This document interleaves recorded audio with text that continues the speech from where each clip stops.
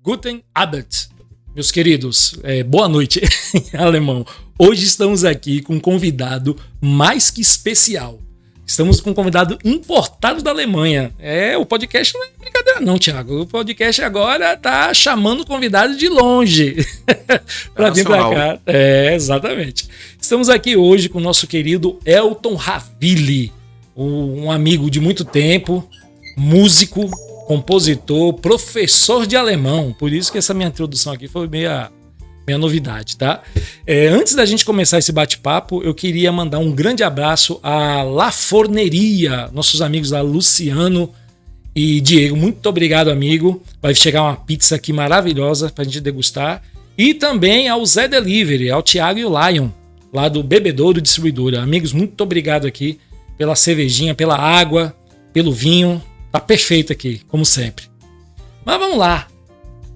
Elton Raville. Boa noite, Sérgio. Obrigado pelo convite. Boa noite, Thiagão.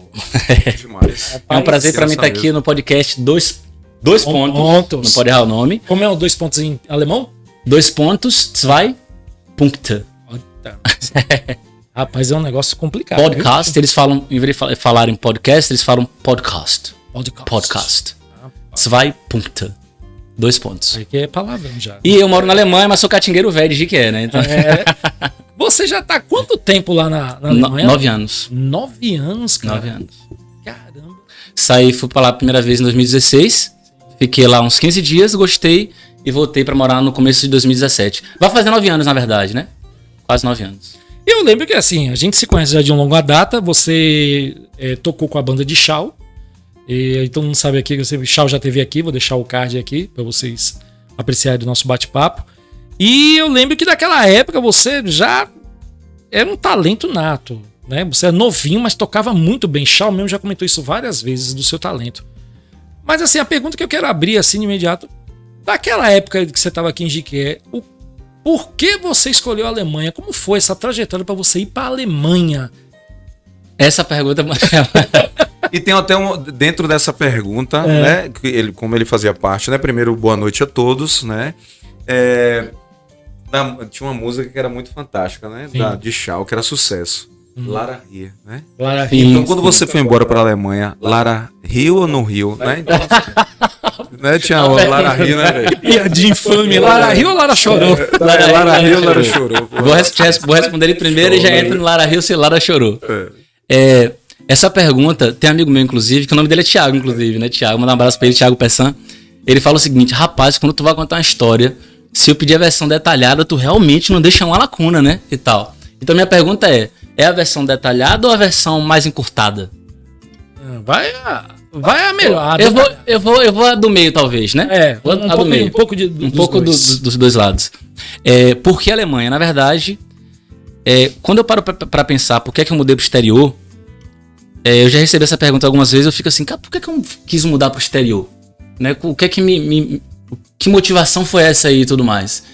E quando eu vou pra trás pra tentar buscar o motivo disso e tal, eu lembro de Rafael Gordão, do BBC. Sim, Rafa, mandar um abraço pra Rafa também, porque teve uma fase na minha vida que eu andei muito com ele. Eu ia muito na casa dele, a gente tocava, assistia... Ele baixava muito seriado, muito filme, passava. Você ficava muito tempo no estúdio com ele? Ficava ali na casa dele. Fechado, num estúdio fechado? Que aí? Não no estúdio de música. O estúdio dele, né? Ficava muito ali com ele, conversando e tal. E aí, ele já tinha ido pra Londres, se eu não me engano. Eu tinha costume de ir pro exterior, já falava inglês e tal. E quando ele colocava alguma coisa pra assistir sem legenda em inglês, eu ficava admirado. Rapaz, tu consegue entender isso aí e tal? E eu não sabia falar inglês na época e tal, né? Eu vim de escola pública, o ensino não é bom e tal, eu não sabia falar inglês. Tu entende isso aí? Ele, entendo. Tu fala inglês? Falo. Aí um dia eu vi ele falando inglês. Um nativo chegou aqui no Brasil e tal. E aqui eu fiquei admirado com aquilo. Fiquei encantado. Então, muitas vezes, quando você é criança ou adolescente, você, poxa, meu sonho eu queria ser um super-herói, eu queria ser o Homem-Aranha, eu queria saber voar. Se eu pudesse fazer não sei o quê, né, ter um poder, eu teria esse poder. O meu era entender e falar outro idioma. Tu foi escolher logo o alemão, bicho, o inglês não, mas é que tá. O alemão vem depois, assim, né? Já tô na resposta longa, né? Nada, fica à vontade. Mas beleza, aí, assim, por que a Alemanha vem depois, mas o querer morar no exterior, eu acho que tem a ver com isso também, assim. Falei, poxa, eu me interesso por outro, eu queria aprender um novo idioma e tal, não sei o quê. Desafios e tal, e curiosidade também. E, na minha cabeça era tipo assim, falar um outro idioma era decifrar um barulho. Não é que na verdade é. Quando você tá ouvindo outro idioma que você não conhece, é um barulho. Né? Se eu falar em alemão com vocês aqui, Wie geht's dir? Wie war dein Tag? Eu falei agora barulho, é um barulho pra você, né? Talvez você não tenha entendido agora o que eu falei. Mas tu falou o quê? Eu falei, como é que vai você? Como foi seu dia? Então, assim, o inglês naquela ocasião era assim pra mim, salvo algumas frases, algumas palavras e tal, né? E eu falei, puxa, eu quero falar inglês e tal. E aí corri atrás pra falar inglês, aprendi inglês e tal. E daí, em algum momento da minha vida, eu mudei pra Belo Horizonte pra estudar, né? Foi onde eu formei em Direito e tal. E sempre tava na minha cabeça, poxa, eu queria fazer intercâmbio no exterior. Minha família nunca teve essa visão de meu irmão ou eu ir fazer intercâmbio no exterior, essa coisa toda. Nunca tive essa oportunidade. E ficou essa lacuna na minha vida. Um desejo interno de, poxa, eu preciso fazer um intercâmbio. Eu quero morar no exterior pelo menos 1 ano e tal, não sei o quê. E aí eu tava lá em Belo Horizonte, estudando, trabalhando durante o dia e tal. Quando eu formei, aí eu passei em um concurso. E minha vida começou a ficar mais estável do ponto de vista financeiro e do ponto de vista de ter uma formação. Falei assim, cara, ainda não morei no exterior. Mas você chegou a estagiar no escritório de direito? Sim, no escritório de advocacia em Belo Horizonte. Sim. No Tribunal Federal primeiro, depois no escritório de advocacia, depois passei no concurso, comecei a trabalhar no PROCON, com direito do consumidor. E aí eu pensei assim, rapaz, minha vida tá ok, tava tocando pra caramba em BH também, assim, muitos shows e tal, né? Muitos eventos. Eu falei, poxa, de tudo que eu tô realizando aqui, tem uma lacuna. Eu ainda não fui pro exterior. Meu inglês já tá ok, mas né, ainda não tive essa vivência, essa experiência. Ah, você pegou inglês também. Peguei inglês, né, desenvolvi o inglês ao longo dos anos e tal, e o inglês ficou razoável, ele ficou bom. Ficou, né, bom pra se comunicar e tal. E aí só sei que lá em Belo Horizonte eu comecei a pesquisar pra morar, pra estudar no Canadá, nos Estados Unidos, na Austrália ou em Londres, ou seja, tudo país de língua inglesa. Porque eu falei, já que o inglês está razoável aqui, eu vou para um país de língua inglesa que vai facilitar. Quais são os pré-requisitos? Aí eu começava a ler em sites, né? Ou começava a ler no site das universidades e tal. O pré-requisito é ter um certificado X, do nível X de inglês, ter tanto numa conta bloqueada, né? Uma grana para você sustentar lá e etc. Fui olhando ali o que é que eu teria que preencher de pré-requisito. Só sei que nessa fase aí, que eu tava olhando sobre isso e tal, eu costumava ir nos forrós em Belo Horizonte, lá tem muito forró pé de serra, assim, né? Tem muita casa noturna de rock também, de vários estilos, e tinha de forró. E aí eu comecei a ir nesses forrós lá em Belo Horizonte e tal. Quando eu pensei que não, por acaso, troquei, né? Eu e uma garota, a gente começou a se olhar, tal, me interessei por ela, se interessou por mim, a gente começou a dançar. Comecei a conversar com ela, como é seu nome e tal, meu nome é Yara, não sei o quê. E aí, você mora onde? Você é de onde? Ela falou, sou daqui de BH, mas eu acabei de voltar de um intercâmbio que eu fiz na Europa. E agora que começa a história da Alemanha. Resposta longa. Agora vai vir a resposta. Eu tô curioso. Aí ela falou assim, eu vim agora de intercâmbio da Europa. Não sei se não me engano, não sei se ela ficou 6 meses ou 1 ano, não lembro agora. Mas eu conheci Portugal, conheci a Alemanha, conheci não sei o quê. E eu fui pelo Ciências Sem Fronteira. Eu falei, eu tenho um sonho de morar em outro país. Como é que é, assim? O que é que eu tenho que fazer? Já tô pesquisando sobre, mas se eu escolher a Europa, qual seria o meu caminho e tal? E como eu não tava na Universidade Federal, já tinha formado em Direito, inclusive, e tal, eu não seria uma opção pra mim essa parada do governo, Ciência Sem Fronteira. Ela falou assim, velho, você tem que ir, lá tem muito festival de forró na Europa. Eu falei, tem muito festival de forró na Europa? Tem. Os dançarinos do Brasil aqui, que dão aula de dança e tal, eles mudam pra Europa, começam a dar aula de dança lá e tal, e com o tempo eles vão fazendo um festival não sei aonde, festival de forró não sei aonde. Eu falei, sério que isso existe? Existe. Começou a mostrar pra mim foto, vídeo, com assim, evento com 300 pessoas, com bandas saindo do Brasil pra tocar lá. Forró pé de serra e tal, né? Eu não acredito que isso acontece na Europa e tal. Eu fiquei admirado, assim, com os vídeos e as fotos. E ela falou, eu conheci 3 produtores que fazem festivais aqui, lá na Europa. Se você quiser, a gente manda seu material pra eles. E eu tenho algumas... Muito louco, né? O universo manda... Não, o universo manda as coisas. Ele criou um desejo tão grande dentro dele de ir, que o universo abriu as portas pra ele. Fantástico isso aí. Eu acredito nisso também. Lei da atração, né? Lei da atração, assim, eu acho que quando você quer muito uma coisa... as outras pessoas, elas percebem que você quer aquilo, e se elas, de alguma forma, puderem te ajudar, elas sentem em você, na sua energia, que você quer muito aquilo. Elas falam, elas olham pra você, caramba, acho que inconscientemente elas, não, eu conheço fulano, que não sei o que não sei o que. É verdade. É muito louco. Aí ela falou assim, vou te apresentar, vou mandar seu material e tal. Por coincidência, eu tinha uma música no Forró Stream, que no YouTube, não sei se existe ainda, mas na época existia um canal do YouTube chamado Forró Stream, que era um canal que eles publicavam assim, músicas de forró e tal, pé de serra, e era o maior canal de forró pé de serra do YouTube na época e tal. E tinha uma música minha lá de forró. Eu tinha composto um forrozinho pé de serra e tava lá essa música minha. E aí eu comecei a usar essas coisinhas que eu tinha de material, de música autoral e tal, pra mandar pra esses produtores de eventos lá na Europa, brasileiros, que moram lá, inclusive até hoje, se tornaram meus amigos, inclusive. Comunidade brasileira. Exato. E aí a gente mandou pra algumas pessoas, um deles, chamado Júnior, inclusive um abraço pra Júnior, não sei se ele vai assistir, mas eu vou mandar o link. Por favor. Júnior, ele mora em Aachen, que é uma cidade na Alemanha, no estado em que eu moro hoje, né? A gente mandou material pra ele, ele gostou, falou que inclusive conhecia essa música minha que tava no Forró Stream, e falou assim, poxa, se você vier, você consegue... a gente consegue pagar seu cachê de boa, a única coisa que fica pesada aqui pro nosso evento, que é um festival relativamente pequeno, são as passagens. Você pode arcar com a passagem e a gente paga seu cachê normal de banda e tal. Eu falei, fechado. Eu não conhecia a Europa, não conhecia nenhum país e tinha um sonho absurdo de mudar.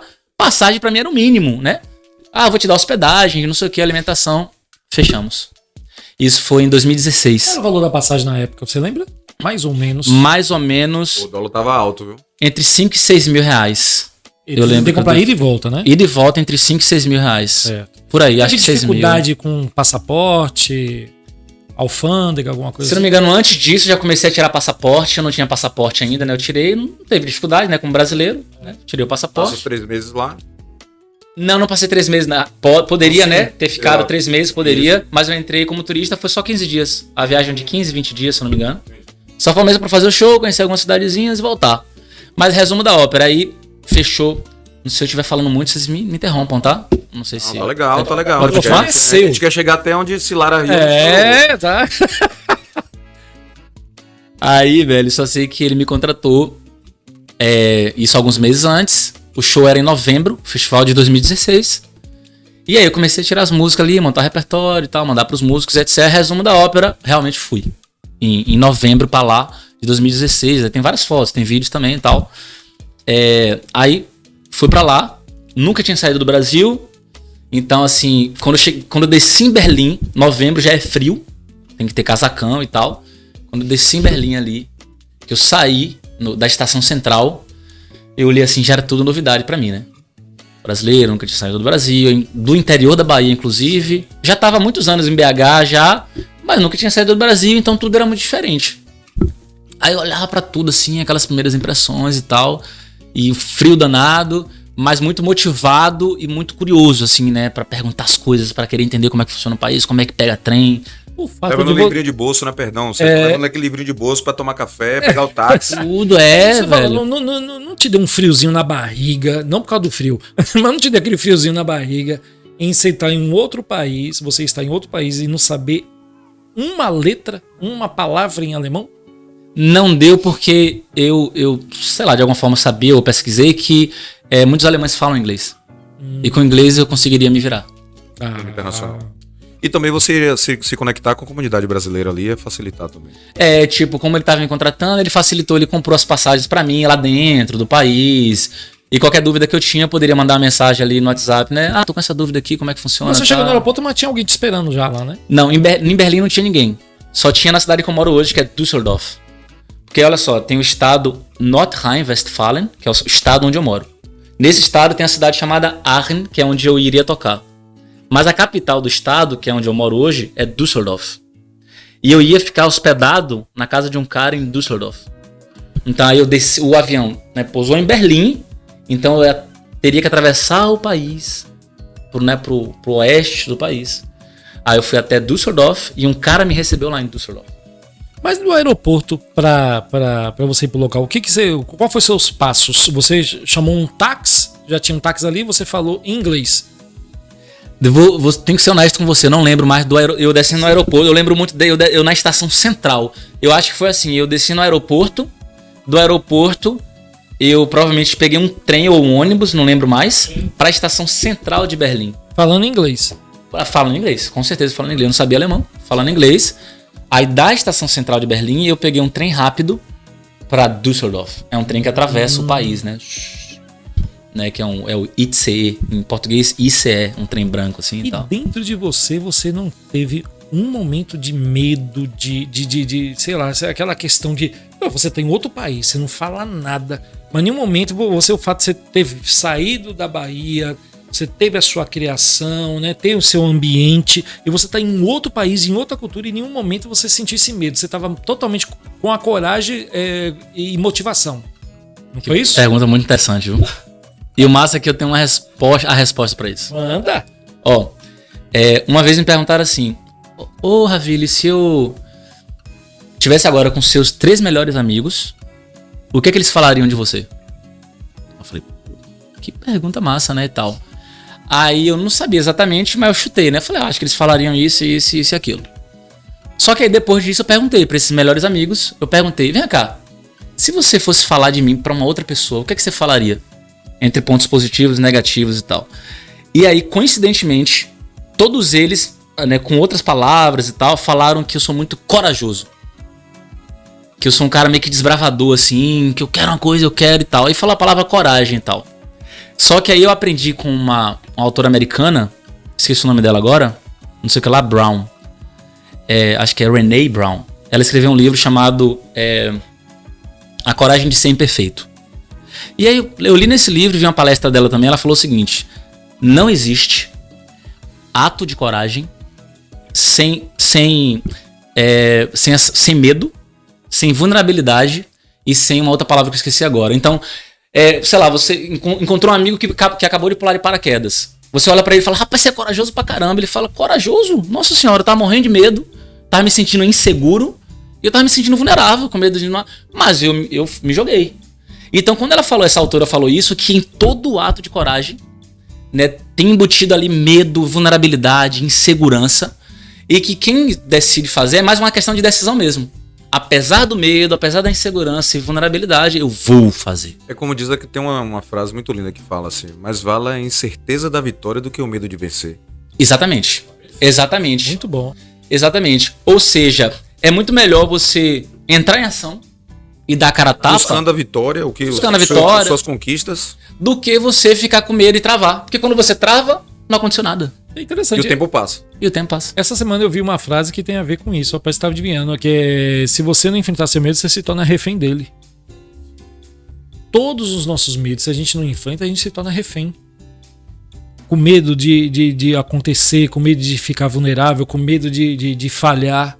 Então é melhor você enfrentar e ficar livre dele. É claro que aí eu vou aproveitar essa questão do medo, né, e já fazer uma pergunta para Elton, né? Apesar que ainda ele não concluiu de Lara. Mas vamos lá. Essa parte do medo, eu acho que todo mundo... Eu já morei em outro país, eu sei essa situação do medo, apesar de ser passeio sul-americano. Diga aí, mora onde? Bolívia aqui. Bolívia. Claro, né? O pessoal fala castelhano. Fez faculdade lá? Sim. Então, mesmo lá falando espanhol, a gente já tem um próprio medo, né? Esse medo de em quem confiar, né? Então você tinha uns amigos, mas vamos lá, assim, o que te levou dentro desse medo, né? Porque você desafiou o medo, você levou isso de uma forma a buscar suas conquistas, mas onde você se apoiou mais, vendo o trampolim do medo para se segurar bem aí na Alemanha e se habituar em cada situação? Interessante, muito interessante. Olha só, eu vou lembrar algumas coisas aqui que me ajudaram a lidar com o medo. E tem a ver agora com música. Quando eu tinha que cantar num palco grande pra muita gente, isso aconteceu com chau, isso aconteceu com forró também. Tinha a banda Flor de Bananeira, tal, que já toquei forró, né? Às vezes tinha um show assim no São João, num palco grande, e muita gente assim numa praça e tal. E eu tava ali no meio cantando, e eu sentia medo. Tremia na base. Olhava assim e falava, rapaz, e tal. Só que eu lembro que eu fazia mesmo com medo, assim, e depois de alguns minutos, a tremedeira, a voz até tremia, assim, o público não sentia, não percebia nada e tal, Mas internamente eu sentia. Depois de alguns minutos eu relaxava e tranquilizava. Eu comecei a perceber que dava pra ressignificar o medo. E aí eu lembro, agora respondendo a tua pergunta, eu consigo lidar com o medo não me apoiando num familiar que vai me proteger ou mandar um dinheiro pra mim ou sei lá o quê. É muito mais assim, não morrendo tá bom. Eu acho que eu me apego muito assim. Meu pai, quando eu mudei pra Belo Horizonte, por exemplo, não tive tanto apoio assim. Vai lá, estou contigo e tal. Só que na minha cabeça o máximo que pode acontecer eu pegar qualquer emprego aí, ou varrer na rua, ou trabalhar de garçom. Se eu dormir na rua, eu tô nem aí. Trabalhar no McDonald's. Entende, assim, não desqualificando outras funções, mas a gente sabe que é mais penoso, ganha pouco, etc. Sabe que estrangeiro sempre acaba trabalhando, principalmente nos Estados Unidos, sempre acaba trabalhando em serviços. Exato.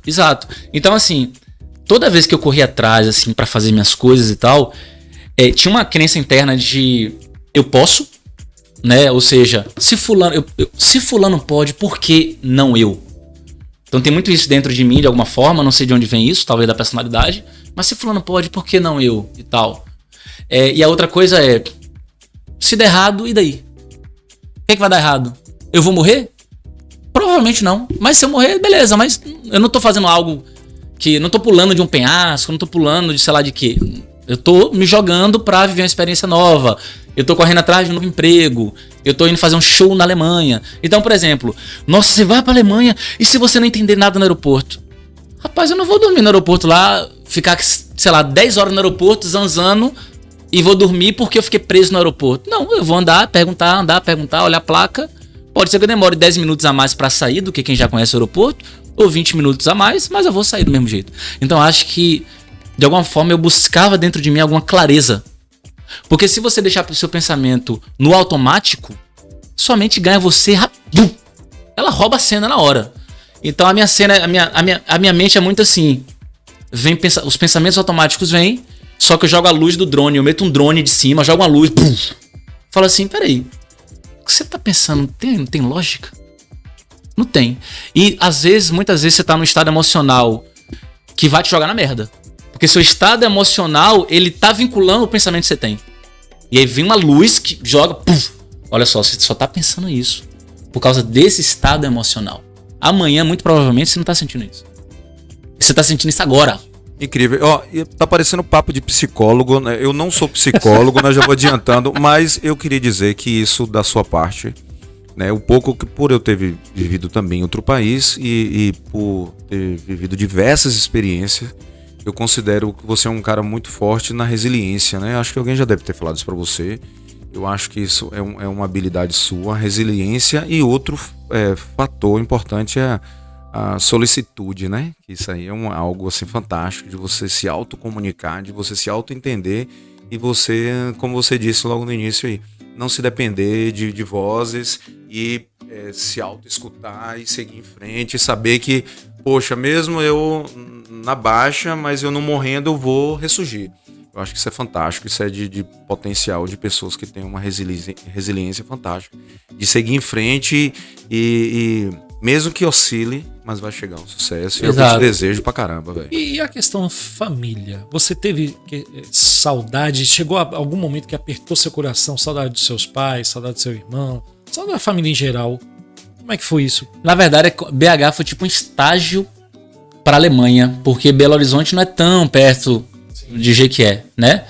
Então, nos primeiros anos de Belo Horizonte, foi uma coisa assim de começar uma nova vida, uma correria danada ali pra se adaptar e pra começar a estudar direito, trabalhando durante o dia inteiro, ganhando um pouco e tal. Então tava muito assim, meio que matando um leão por dia e pensando, vou formar em direito, eu quero ter minha independência financeira, muito aquela coisa do cara do interior que sonha.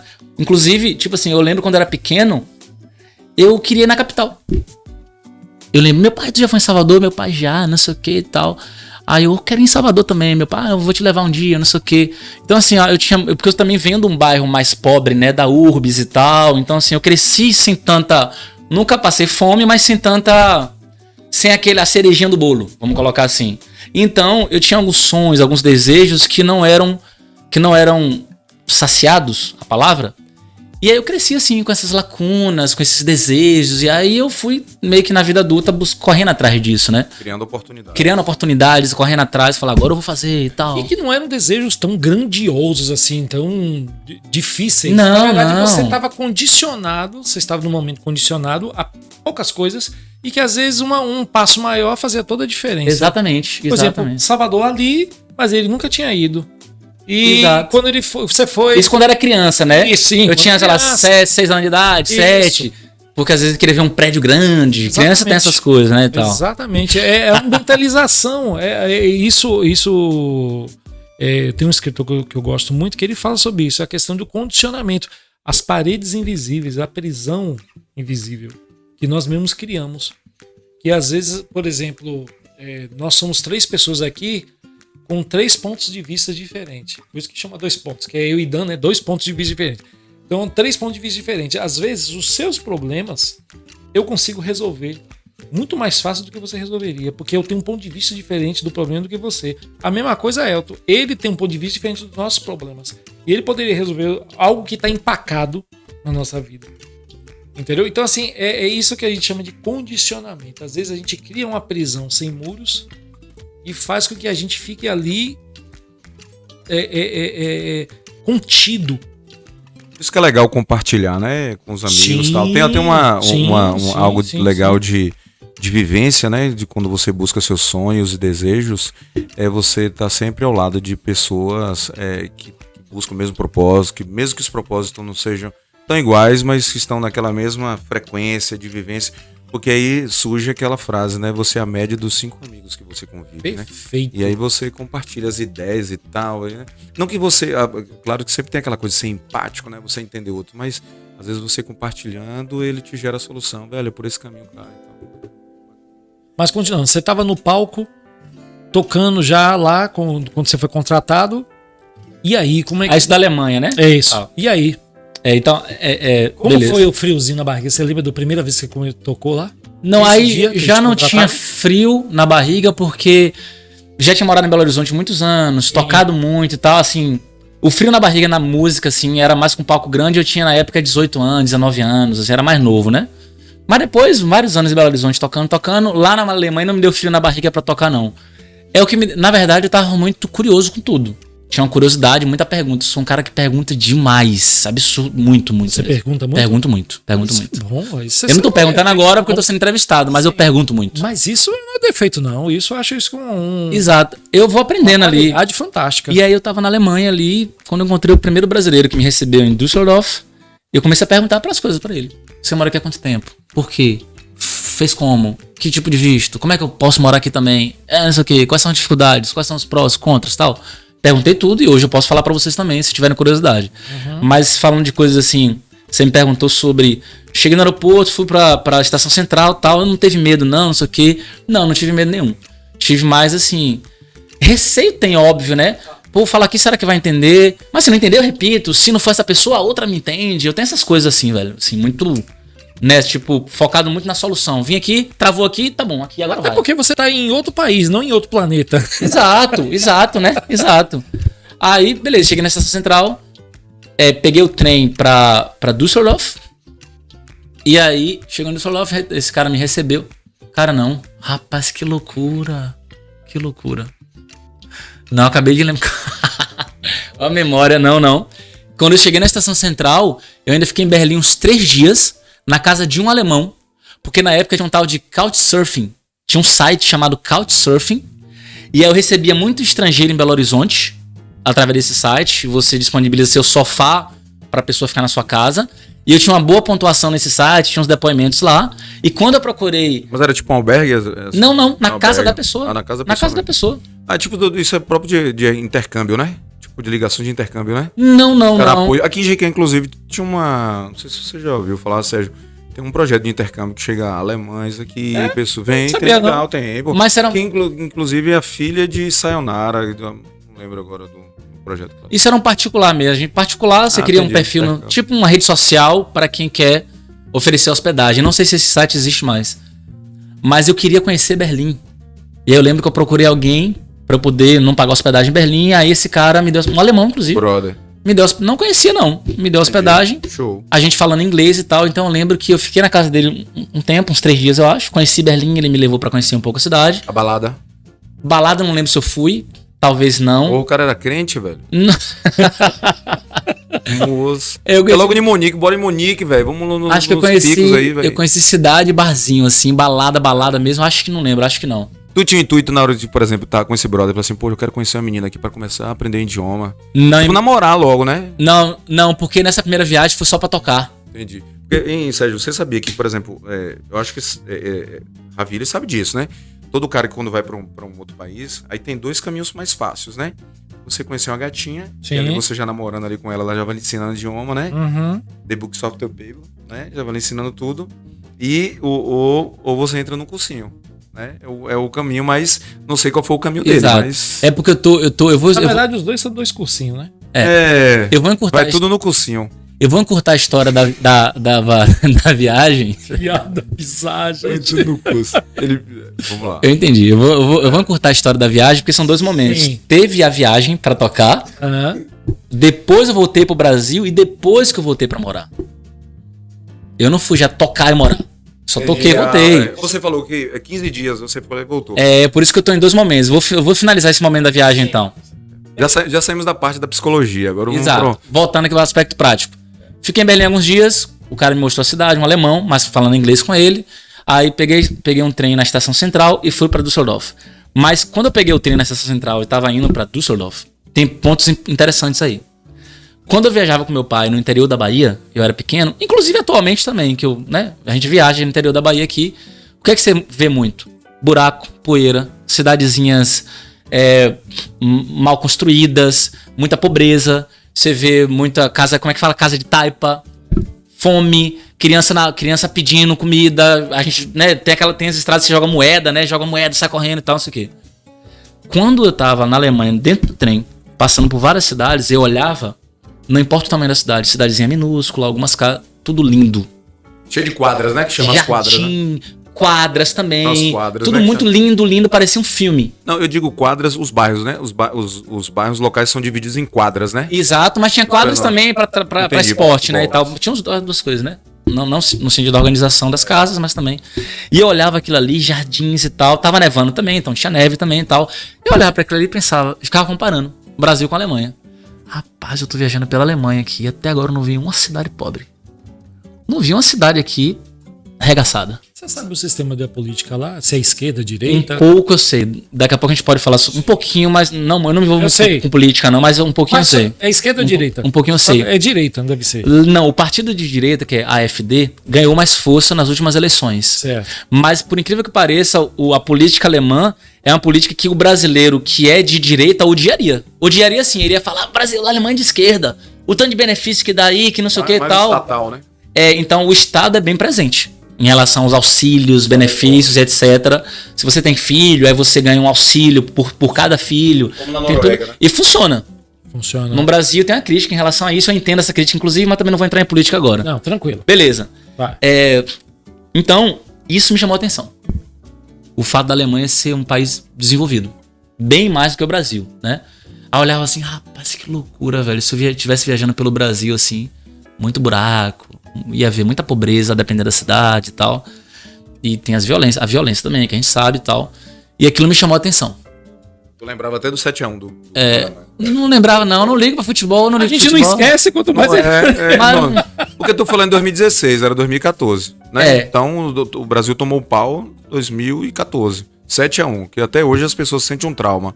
No teu caso não foi trauma, né? Tu foi, poxa, a Alemanha é sensacional. Mas sou 7x1. diferente, eu não ligo pro futebol. É. Eu entendo que a galera liga, mas eu realmente... Mas você sabe que o 7x1, o pessoal não comparou só o resultado em campo. Ah, né? entendi. Né? Outras coisas. Tá. Nesse aspecto, então Tu viu que sim. o pessoal falava 7x1 nisso, naquilo, na economia, Verdade, na educação, lembra? Verdade, a gente brinca com isso mesmo, verdade. E aí? E aí, passando ali pela Alemanha, eu falei, caramba, que diferença e tal, não sei o quê. Isso me chamou a atenção. Porque no Brasil, assim, pobreza, hoje mesmo eu passei por isso. Fui comer no restaurante, saí do restaurante, tinha um idoso, mas idoso assim, muito idoso.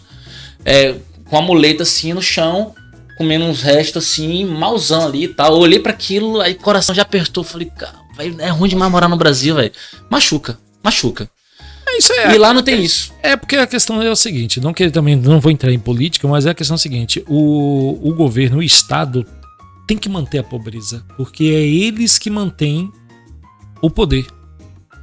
Se as pessoas começarem a pensar, nós tivermos uma vida estável, classe média alta, se tornar classe média alta, vão começar a pensar. Então o Estado faz o quê? Faz com que as pessoas se mantenham pobres para que sejam dependentes dela. Dependência de um partido, de um benefício, disso, daquilo. Exatamente. Por isso que o Brasil ainda é esse país de terceiro mundo. E que sejam pessoas mais passivas também, que aceitam melhor a corrupção, não são bem informadas, vão cobrar menos, não sabem como cobrar. Lá eles aceitam a corrupção? Como é que a corrupção acontece? Não, o país, por exemplo, é muito mais esclarecido do que aqui, no sentido de que as pessoas têm uma educação melhor. A educação pública é melhor, inclusive. Então, politicamente, as pessoas lá têm um nível melhor do que a média dos brasileiros. Perfeito. Então, tem corrupção, acho que em todo lugar. Não tem pra onde correr. Lugar, mas lá eles são tolerantes. Menos acentuado. Não são tolerantes, não. São tolerantes, não. Uma coisa que é legal, que eu observei muito da Alemanha, até a questão do fato de um pouquinho da política, né? Não vamos, mas que bom que a gente já saiu do setor de psicologia, entrando um pouquinho na política aí, que é interessante. O que eu vi de interessante muito na Alemanha é que ela tem consciência do que aconteceu. Por exemplo, a história da ditadura, do Holocausto, tudo isso. Existe um museu lá. Existe um museu para você entender a história, para as pessoas ter consciência da história e refletir sobre a história. E aqui no Brasil, passamos por várias histórias e não existe museu. Entendeu? Não existe museu por quê? Porque o Brasil tenta apagar a consciência, né, do brasileiro, tenta apagar a reflexão, então assim, infelizmente, acho que esse ponto aí é verdade, isso é verdade. Pesquisa, porque, inclusive, no museu, em existe o museu do Holocausto. São Paulo, ela foi instituída há muitos anos atrás. São Paulo foi construída através também dos bandeirantes, mas os bandeirantes a gente sabe que não foram pessoas muito boas, né? Usavam muita escravidão. Mas os bandeirantes fizeram parte da construção do estado de São Paulo. E hoje estão querendo botar uma lei para poder eliminar a imagem dos bandeirantes. Na minha opinião, nosso país, como o Elton bem falou, nosso país, todos os países na verdade, inclusive a Alemanha, ela é construída de bons hábitos e maus hábitos. Cara, apagar isso, como você bem falou, eu acho que não vai consertar nada. Eu acho que deve ter consciência do que aconteceu para que não aconteça de novo. Mas enaltecer não quem errou, mas enaltecer quem tentou acertar e bola para frente. Por exemplo, uma pergunta, baseado já pegando esse gancho da tua pergunta, tem uma pergunta que eu acho que é pertinente nesse assunto que a gente puxou, que é sobre o nazismo. Na sua convivência lá, como é que os alemães veem o que aconteceu, o nazismo hoje? Como é que eles veem hoje? Os alemães hoje veem o que aconteceu, como foi o nazismo? Aquela coisa de Hitler, aquela coisa, né, da suástica. Como é que eles veem? E você com esse bigodinho entraria lá também? Ele tá com bigodinho. Eu tenho que deixar o negócio mais relaxado. Ele tá com bigodinho de jogador. Tá com esse bigodinho é estilo brasileiro. Quando eu tô no Brasil, eu meto estilozinho jogador. Você não pode encurtar muito, você não pode encurtar, né? Aí não. Mas entraria também... Eu tenho visto, tá tudo bem, tá tudo de boa, né? Então entraria. Sim, como é que os alemães veem o nazismo hoje? É uma pergunta também muito interessante e nesses 9 anos que eu tô lá, eu fiquei muito curioso sobre isso. Fiquei 9 anos, eu namorei com a alemã 4 anos, eu tinha contato com crianças também, às vezes um parente dela e etc. Eu perguntava muito também, consultei muita coisa em alemão ao longo dos anos e tal, então eu vou conseguir responder de uma forma até completa sobre isso. Relativamente completa, né? O que acontece? Eles têm muita vergonha do que aconteceu. Muita vergonha. Tanto é que é uma espécie de tabu. Se você não tem intimidade com o alemão, você tocar nesse assunto. Uma vez que você tem intimidade ou ganha um conforto, você pode perguntar. Mas muitas vezes eu estava conversando com um novo alemão conhecido ali, alguém que tô fazendo amizade, eu tô no primeiro contato. Você não pergunta do nada, porque vai gerar um desconforto. Eles têm muita vergonha do que aconteceu. Pro mundo, os alemães, nessa época ali 39, antes de 39, na verdade, Hitler começou a ascensão dele no poder e tal. Mas 39, 45, guerra, Segunda Guerra Mundial, etc. Eles têm muita vergonha dessa história aí. E aí você tem que realmente saber o momento certo de perguntar sobre isso. Entendi. E quando você pergunta, muitos falam, o meu avô, o meu bisavô, ele fez parte ali, ele era um soldado de Hitler. Isso é curioso.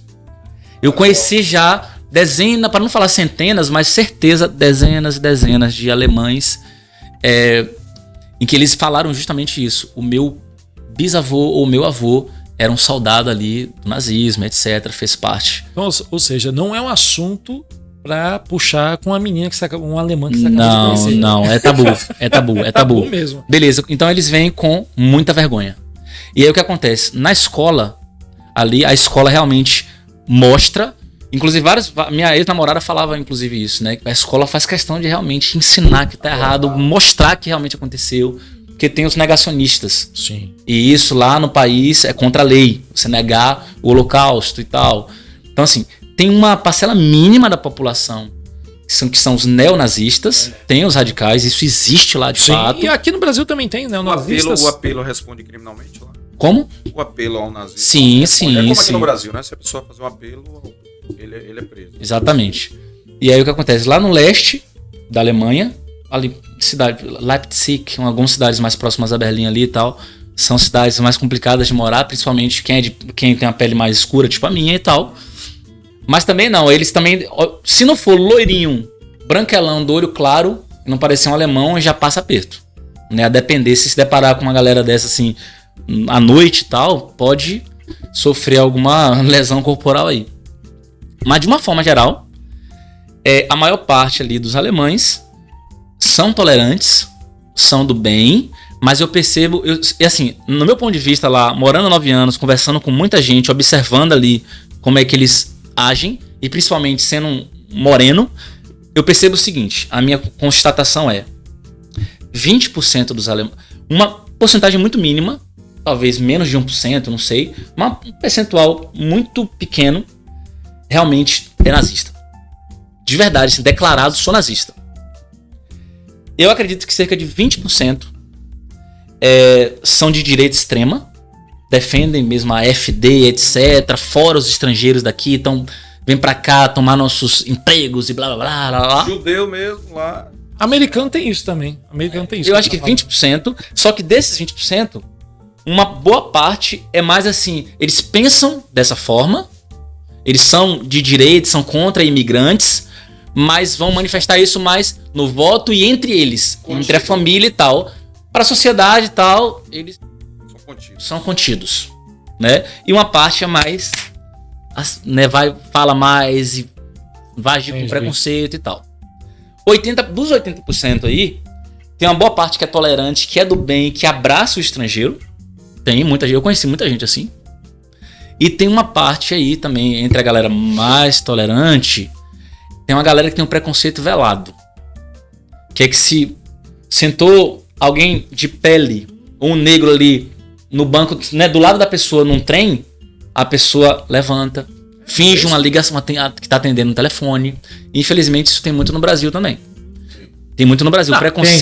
Esse preconceitozinho velado no Brasil, se você tá num restaurante muito chique, só tem branco e tal, e aí entra um negro no restaurante aqui no Brasil, certeza que vai ter alguns ali que vão ficar meio incomodados e etc. Isso existe no Brasil. Tem, aqui na Bahia tem. Aqui na Bahia tem. Que é o país mais negro do... O país não, é o estado mais negro do Brasil. Depois da África, o Brasil, a Bahia é o estado mais negro. Exatamente. E aí, o que acontece? Então, na Alemanha, tem esse preconceito velado. Você observa isso. Eu passo por isso. Com uma certa frequência. Não é muito frequente, mas com uma certa frequência. Só que eu fui descobrindo mecanismos de lidar com isso. Por exemplo, eu mudei pra lá e eu lembro que eu era concursado e eu tava tocando muito. E o músico, ele tem uma coisa de liberdade na comunicação, normalmente fala de um modo mais informal, né, e tal, e também na aparência. Muito músico, né, tem um cabelo um pouco maior, bota uma barba e tal. Quem trabalha com arte, no geral, tem sente uma liberdade maior de... Tem um figurino, né? Tem um visual e tal. E meu cabelo, na época, tava maior, encaracolado, assim, meio cacheado, meio jubinha. Black. Meio black, assim, maiorzinho e tal. Uhum. E esse bigodinho aqui com um cavanhaquezinho e tal. E quando eu mudei pra Alemanha, de fato, eu mudei em 2017. No começo de 2017 foi quando eu mudei. E aí eu entrava no trem pra ir pra escola de alemão, eu percebia todo mundo me olhando. Todo mundo é exagero, muita gente me olhando. Aí eu, por que esse povo tá me olhando? Eu ficava sem graça, abaixava a cabeça e eu ficava olhando pro celular.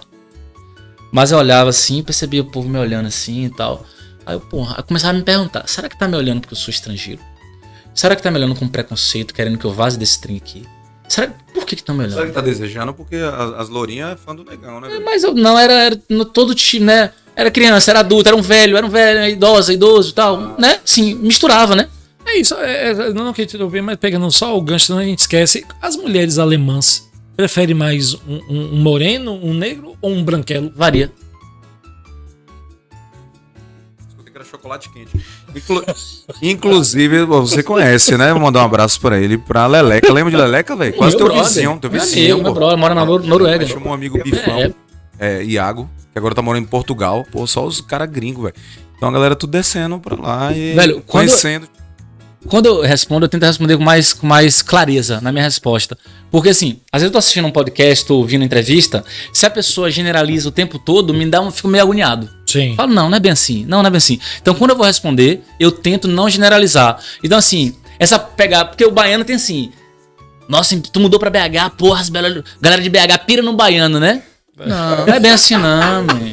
Entendeu? Porque existe a romantização. Eu não gosto muito da romantização, não. Não gosto. Mas tem a parada também da pegada artística, né, velho? E aí quando o cara tá com a viola na mão, e aí o cara tem toda essa onda. Isso tem. Os dois caras que estão lá e estão se divertindo, os caras são músicos, né, velho? Não, isso tem. Se eu tô tocando lá, é mais fácil. Rapaz, né? Você já deve, assim, você tá namorando hoje?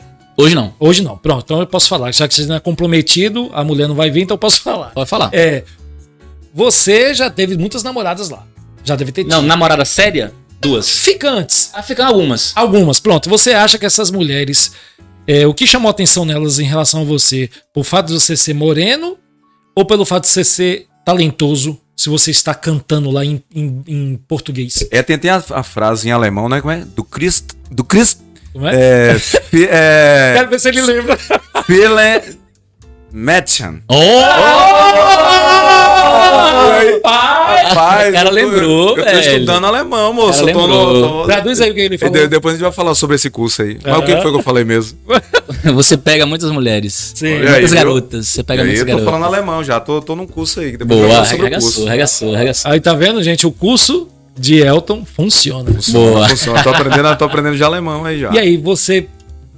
Pega muitas mulheres que você conseguiu conquistar foi devido a por você ser mais moreno ou por você ser brasileiro e tocar em português? Cantar em português? Com certeza, de cara, por exemplo, né? Porque a boa parte do país lá, a galera é loira, olho claro e tal. Então, se eu tô lá, com o meu biotipo, elas vão olhar estrangeiro, não é daqui. Então, enquanto você não abre a boca, a pessoa vai se interessar pela sua aparência, pelo seu comportamento, seu olhar e tal. Então, de fato, as mulheres que se interessaram por mim e rolou uma troca de olhar, foi porque elas se interessaram porque eu sou moreno, ou porque eu sou talvez um latino-americano, né, e tal. Só que não dá pra romantizar e dizer, elas piram no latino-americano. Não, tem mulher que não gosta, ela só quer o branco, o loiro. E tal, e vai ter um preconceito. Conservadora, né? Até porque o país é bem um pouco conservador. Né? Vai ter alemã que ela vai olhar pra você, não quero. Né? Elas não vão tem alemãs que não vão em locais latinos, etc, né? Mas as que vão, aí sim, essas é o que você falou. Tão queirosa, né? Aí tá tomando Red Bull, a asa tá solta pra voar. Ali você estalou o dedo ali, já era. Show. Agora aproveitando, vai entrar o isso, bloco? Eu quero, vamos para um rápido intervalo. Então eu vou só fazer a pergunta já pro próximo já intervalo. Pode, solta então, beleza, aí, vamos rapidinho pro segundo intervalo. Aí a pergunta é o seguinte, nesse movimento que você tocou, eu sei que você fez vários projetos de forró, pé de serra, ensinou as meninas a dançar e tal, pegar e tal, aquele movimento todo que eu vi ali, até pesquisei um pouquinho, né? A gente até no movimento que a gente fez, um evento aí recente, eu vi que você fez várias iniciativas ali do forró. O o que você ganhou com isso e o que as pessoas falaram pra você? Poxa, eu aprendi o remeleixo, poxa, eu aprendi da roçadinha. O que te falaram sobre isso? Eu quero saber aí nesse Beleza, bloco. eu vou te falar. Inclusive tem uma pessoa que mandou uma pergunta que tá aqui no celular, eu vou mandar daqui a pouco no segundo bloco, complementando isso aí que o Thiago falou, viu? Ah, é? Daqui a já pouquinho. Tô curioso já. Gente, vamos pro rápido intervalo, rapidinho, daqui a pouquinho a gente volta, viu? Maravilha. Valeu. Sair de casa pra comprar bebida é furado. Olha lá, Simone, a galera já chegou e tá perguntando da bebida. E a gente presa nesse trânsito. Olha lá, andou. Ai, minha roda. Melhor chamar o Zé. Com o Zé Delivery, é bebida gelada na porta de casa. Se beber, não dirija.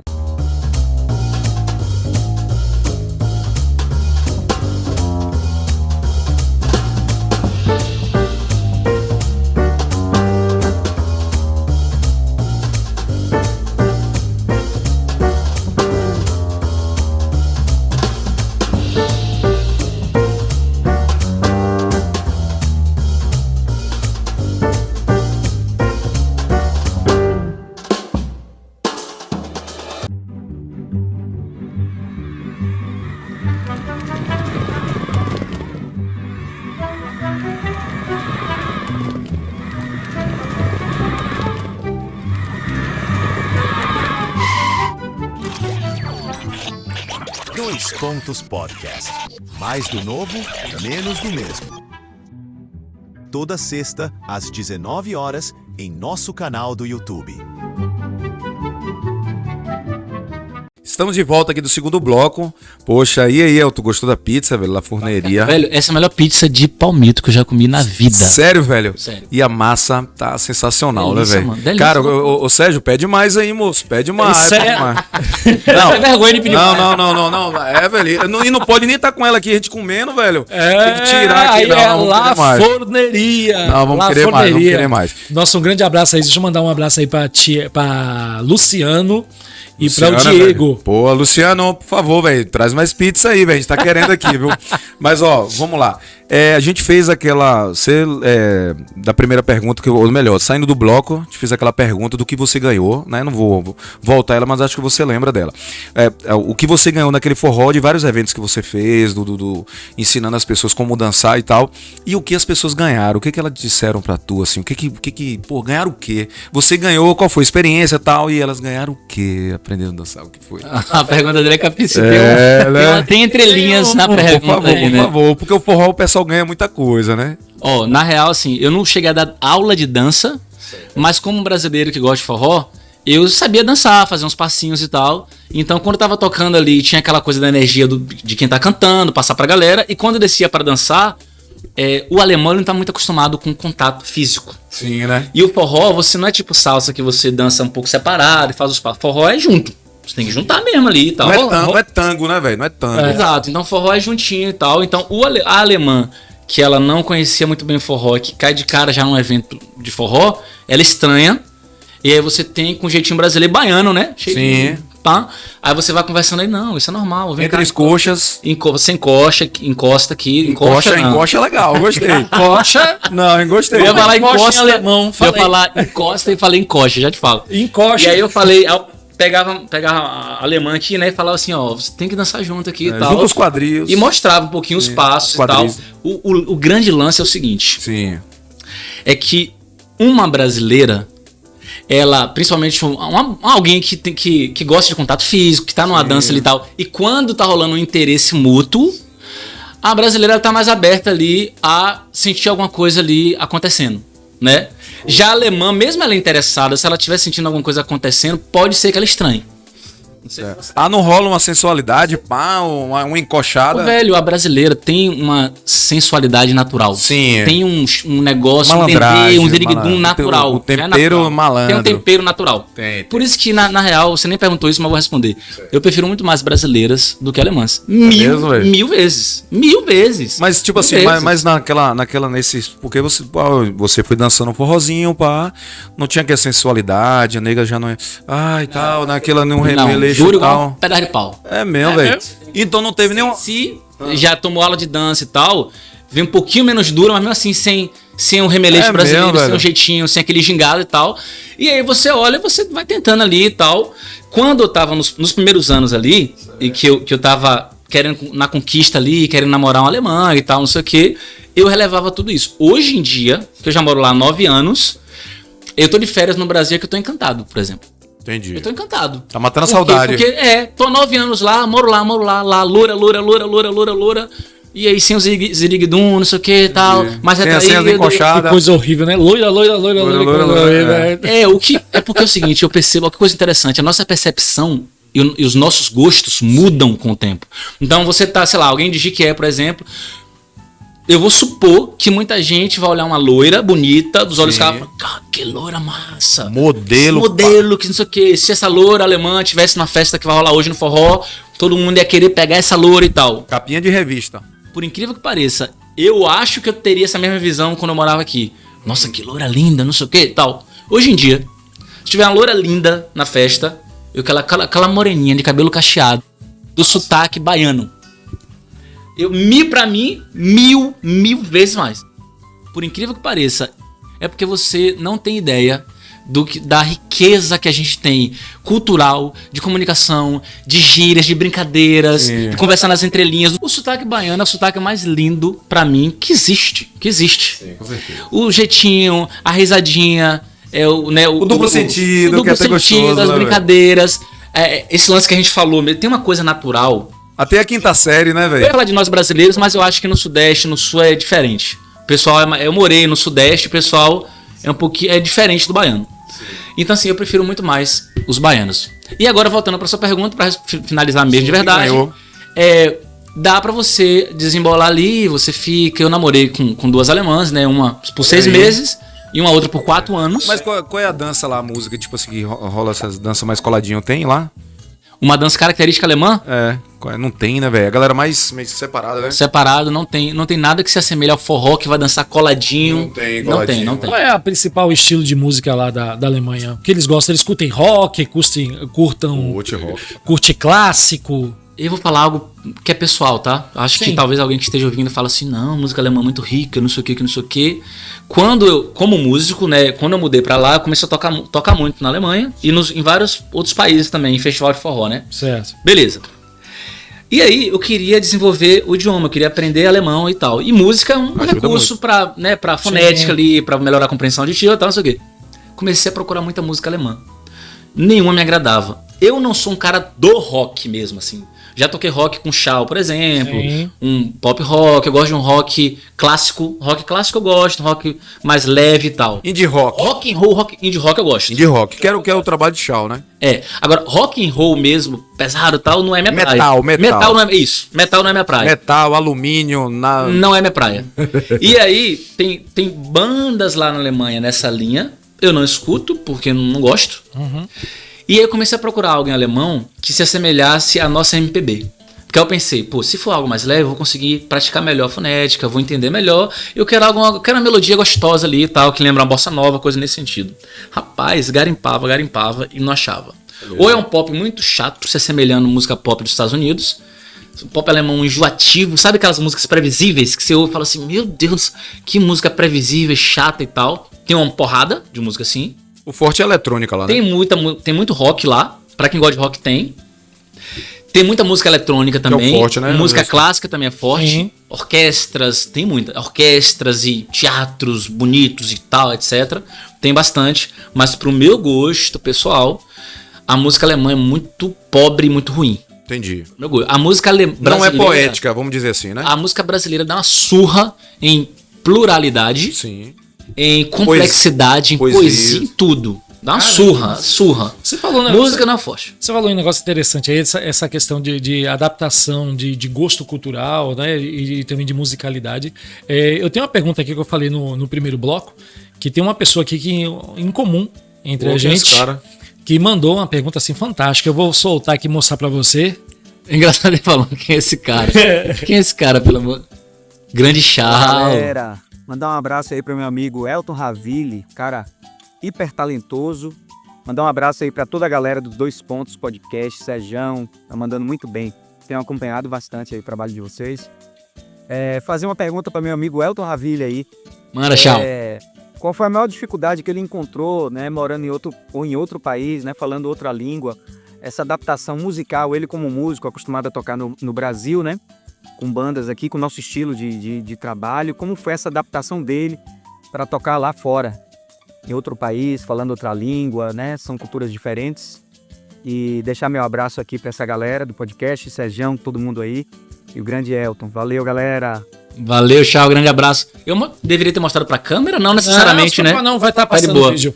Velho, essa pergunta é muito interessante, porque de cara eu já respondo que é difícil encontrar músico brasileiro bom. A gente não tá no Brasil, tá em outro país, então você não vai achar músico brasileiro. Então dificilmente você vai achar um músico que vai ter a pegada de um samba ou de uma bossa nova. Dificilmente. Eu que faço um evento de forró lá de 2 em 2 meses num bar-restaurante brasileiro, um projetinho que eu tenho, que eu faço essa festa lá.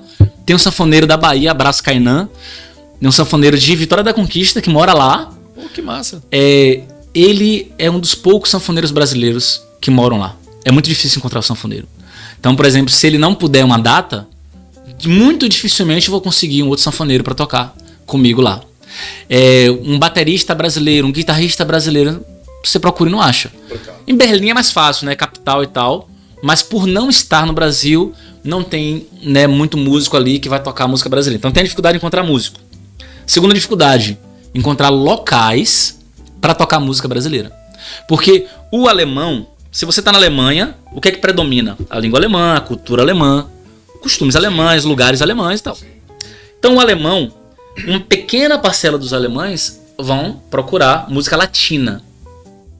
Dos que procuram música latina, muitos vão procurar o quê? Um bar latino que vai tocar música em espanhol, é muito comum isso lá e tal, muito baile espanhol e tal. A música brasileira é um nicho ainda menor. O forró é um nicho ainda menor. Então, respondendo a Chau, difícil encontrar músico, bem mais difícil, não impossível, e difícil encontrar local para tocar, a depender do estilo que você toque. Quero tocar música brasileira, MPB, difícil. Vai ser difícil você se sustentar lá assim. Ou nem vai se sustentar. Eu vou tocar forró. Vai ser difícil. Vai ser uma correria danada. É porque eu não vivo da música lá. E aí eu faço por hobby hoje, não por dinheiro. No caso de Chau, que é do rock, ele conseguiria cantando em inglês. Então o Chau tem uma voz bonita, canta muito bem, é um músico profissional, vários discos e tal.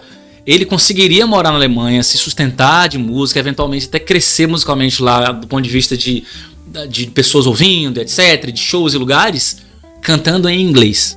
E ele preparou um show de tributo do A-ha que ficou fantástico. E eu ouvi ele cantando algumas músicas do A-ha, já conhecia também ele cantando. Tá fenomenal.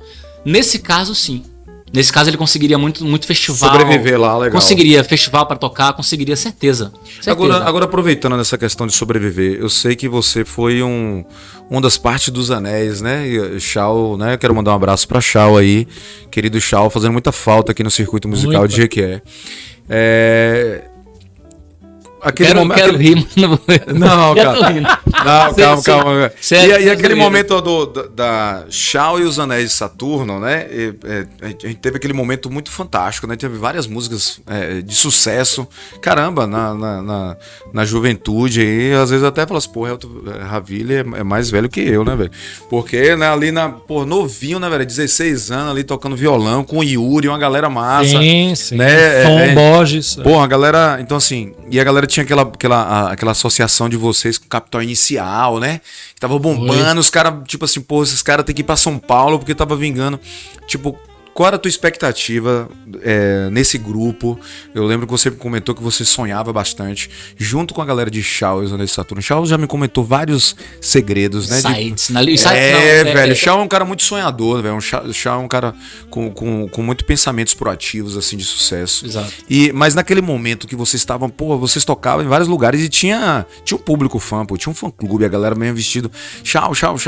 Então, naquele momento, assim, qual era a tua expectativa nesse grupo, nessa galera, nesse momento? Porque vocês ali, né, era o sucesso da galera aqui em Jequié, tanto Jequié é a região aqui, né, tocando em festivais. Qual era a tua expectativa naquele grupo ali com a galera? A minha expectativa era a expectativa da banda como um todo, assim.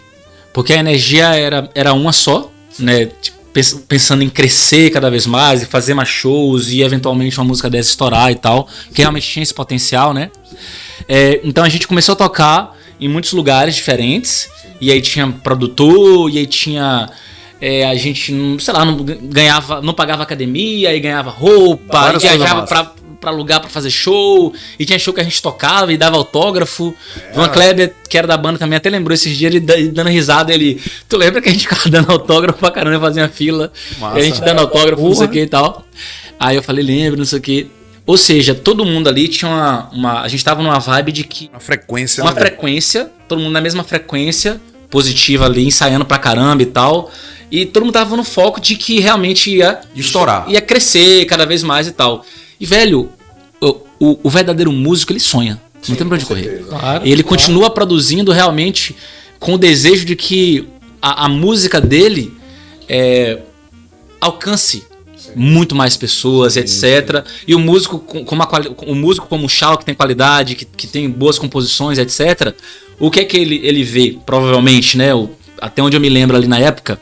Pô, você vai olhar muita música ruim fazendo sucesso. Ou uma banda que tem menos potencial, às vezes cantor desafinado e tal, fazendo sucesso. Então a gente olhava ali pro material, pro disco, etc. Pô, isso aqui não tem como. Ainda com a energia que tá rolando aqui agora, acho que vai acontecer e tal. Então era essa energia de positividade que vai... Eu lembro que tem uma proposta de vocês tocarem em São Paulo, teve uma parada dessa. Você tava junto nessa época. Lembra que teve uma... Não lembro exatamente. Tinha umas coisas assim. Se eu falar que eu lembro de detalhes, eu tô mentindo, porque tem muitos anos. Mas Shaw comentava essas coisas assim. Eu tive em São Paulo para fazer um trabalho, né, na minha área de propaganda, né, de design gráfico. E eu peguei todo o material da banda na época, de Shaw, e fui na MTV entregar. Porque a MTV tinha você levou o CD? Levei tudo. Release, CD, foto, tudo. Porque lá na MTV tinha um programa chamado Minha Banda. Que eles estavam justamente dando essa oportunidade de mostrar os trabalhos de bandas indie. Tal. E eu entreguei na mão lá e chegou a passar. Só que o problema é o seguinte, eles não avisavam, né? E naquela época não tinha internet. Então a gente não sabia quando iria passar. Então, mas foi vinculado, passou na MTV, entendeu? As músicas de Shaw, entendeu? De vocês, foto, tudo. Só que a gente não tinha como acompanhar, porque a gente não sabia quando ia passar. Entendeu? Mas foi. E tem outra curiosidade, que até o próprio Shaw me comentou, que você falou muito bem, lembrou muito bem, que sobre aquela questão de associar a banda de Shaw na época com o Capital Inicial. Sim, sim. Ligavam várias vezes para as rádios pedindo a nova música do Capital, que na verdade era de Shaw. É que na verdade, me lembra o nome da música, que até no primeiro bloco aqui eu falei de Lara Ri, né? É o Sol e a Lua. O Sol e a Lua, Sol e a Lua, né? Ainda Lara Ri, né? E o povo, né? Rapaz, porque assim, né, Shaw veio de uma... O gosto musical de uma Shaw geração, veio de uma geração que foi a mesma que a minha. Que foi a geração do rock nacional raiz dos anos 80. Né, que foi as bandas progressistas, as bandas que, como você falou também, tinham o que dizer, tinham o que falar. E como você falou bem aí, você falou da questão da poesia da musicalidade brasileira. Então, rapaz, o rock nacional foi fantástico. O Legião Urbana, várias pessoas falam assim, Legião Urbana é uma banda de 4 notas, de 5 notas. Porra, mas o Legião foi a melhor banda de 4 notas. Exato. Ou seja, mais surpreendente ainda. Fez o que fez? Exatamente. E por aí vai, né? Tinha o Metrô, tinha Capital Inicial, né? Tinha o Magazine, Blitz. Porra. Então, assim, a base de Shaw foi muito rica, como a sua também, né? Como você como também é músico. A base da gente na nossa época foi muito rica. E o que é legal de Shaw, isso aí é característica dele, né? Eu até falei do movimento. A gente tá falando de movimento aqui, do movimento alternativo, de fortalecer o movimento, de estar junto no movimento para essa cena musical não esfriar, né? Que a gente fala, o rock não morreu, né? Não tem aquela coisa, e muitas pessoas deixam vivo. Poxa, Shaw é um dos caras que você pode observar, ele é muito ideológico, velho. Ele é um cara que, assim, ó, muitas pessoas te abandonam, assim, você fala assim, pô, vai lá me prestigiar, pô, vou fazer um som lá. Às vezes tem muitos amigos que deixa, não vai lá te prestigiar. Chau é um cara que, poxa, quando a gente convida, ele entende o movimento, ele entende o circuito musical e ele prestigia, porque ele é um cara que ele é um agitador cultural, ele é um cara que, pô, como produtor musical, é um cara de consciente da cena, ele tem essa consciência muito grande e, cara, o Chau faz uma falta muito grande aqui na cidade, porque a gente tem alguns caras, por exemplo, como Neubera também já foi embora, tá morando em Conquista também, então tem uns caras do rock aqui que faz uma falta incrível, que são os caras que movimentam. E Chau é um dos caras que era muito ideológico demais. Eu falei até na época no podcast com o Zé Brito, eu vou deixar aqui o card, que a veia artística de que é muito forte. A veia artística é fantástica. Aqui, um talento em pessoa, você também é músico, Chau, Zé, o próprio Zé, o grande Wally Salomão. Entendeu? A veia artística de entre outros e outros artistas. Rose também teve aqui. Gilson tem uma porrada. É isso. A veia artística de que é gigantesca. É muito forte. E são pessoas de talento. Não são pessoas que querem ser músicos, que querem ser cantores, não. São literalmente pessoas que nascem cantores, nascem músicos. E isso aí tá refletindo em você. Você é um cara de um talento do caramba. Já tem um prestígio, a gente pode afirmar que tem um prestígio internacional, porque são pessoas de outra cultura, de outro país que reconheceram o seu talento, reconheceram o seu trabalho. Então, assim, é uma coisa que dá muito orgulho para nossa cidade. Não só você como músico, mas também como professor. Você saiu um cara, como o Thiago falou, um catingueiro, um cara de Jiqué que saiu e dominou a Alemanha. Dominou, entre aspas, né? Sim. Dominou a Alemanha. Você se dominou a cultura, dominou o idioma, entendeu? Dominou a musicalidade, né? Hoje você já pode definir o que é interessante lá na Alemanha, o que não é, né? Qual é a banda que é boa, qual estilo de música é legal. Você bem falou aí, a poesia, a musicalidade da Alemanha não é tão boa quanto do Brasil. Então você tem hoje esse embasamento. E isso, pra gente aqui, é fantástico. Ter uma pessoa como você, assim, aqui pertinho, nos dizendo isso. Mas me diga uma coisa, mas você estava nesse momento que um dos baixistas faleceu, né? E isso foi marcante pra caramba, lembra? Eu não lembro se ele tava tocando, se eu tava com ele ainda na banda, eu não lembro. Eu tenho uma foto com ele. Não, o Silvan, do meu bairro, Silvan, meu brother. Silvan, meu brother. Só que eu não lembro exatamente o contexto daquele momento que Silvan vivia quando ocorreu. Entendi. Entendeu?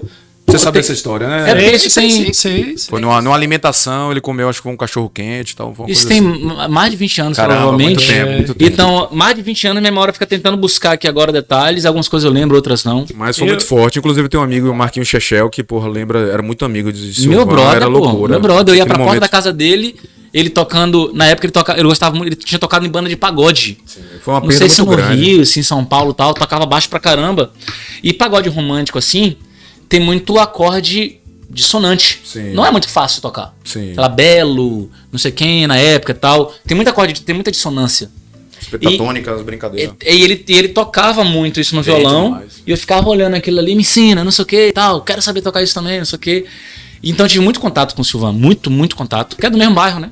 Jogava bola em frente à minha casa. E é engraçado que na banda todo mundo era magrinho e Silvan era um bodybuilder. Ele é mais fortão, assim. Era fortão, chamava atenção. O cara chamava atenção, o Silvan. Eu lembro também que também tinha o baixista, como é o nome? Fabrício, sim, Fabrício também era grandão. Era também. Fabrício também era grandão. Eu sei que eu convivi com essa galera aqui. Chau corrige aí, né? Aí nos comentários, né, no podcast, mas eu acho que quem substituiu Silvan foi Fabrício. Foi Fabrício, não foi? Aí.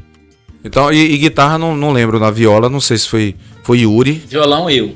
Voz, violão, guitarra base. Quem te substituiu, não sei se foi Yuri. Quem me substituiu, não, Yuri não. Não, Yuri já tava junto. Já tava comigo. Yuri foi junto comigo o tempo. Yuri que inclusive me indicou, né?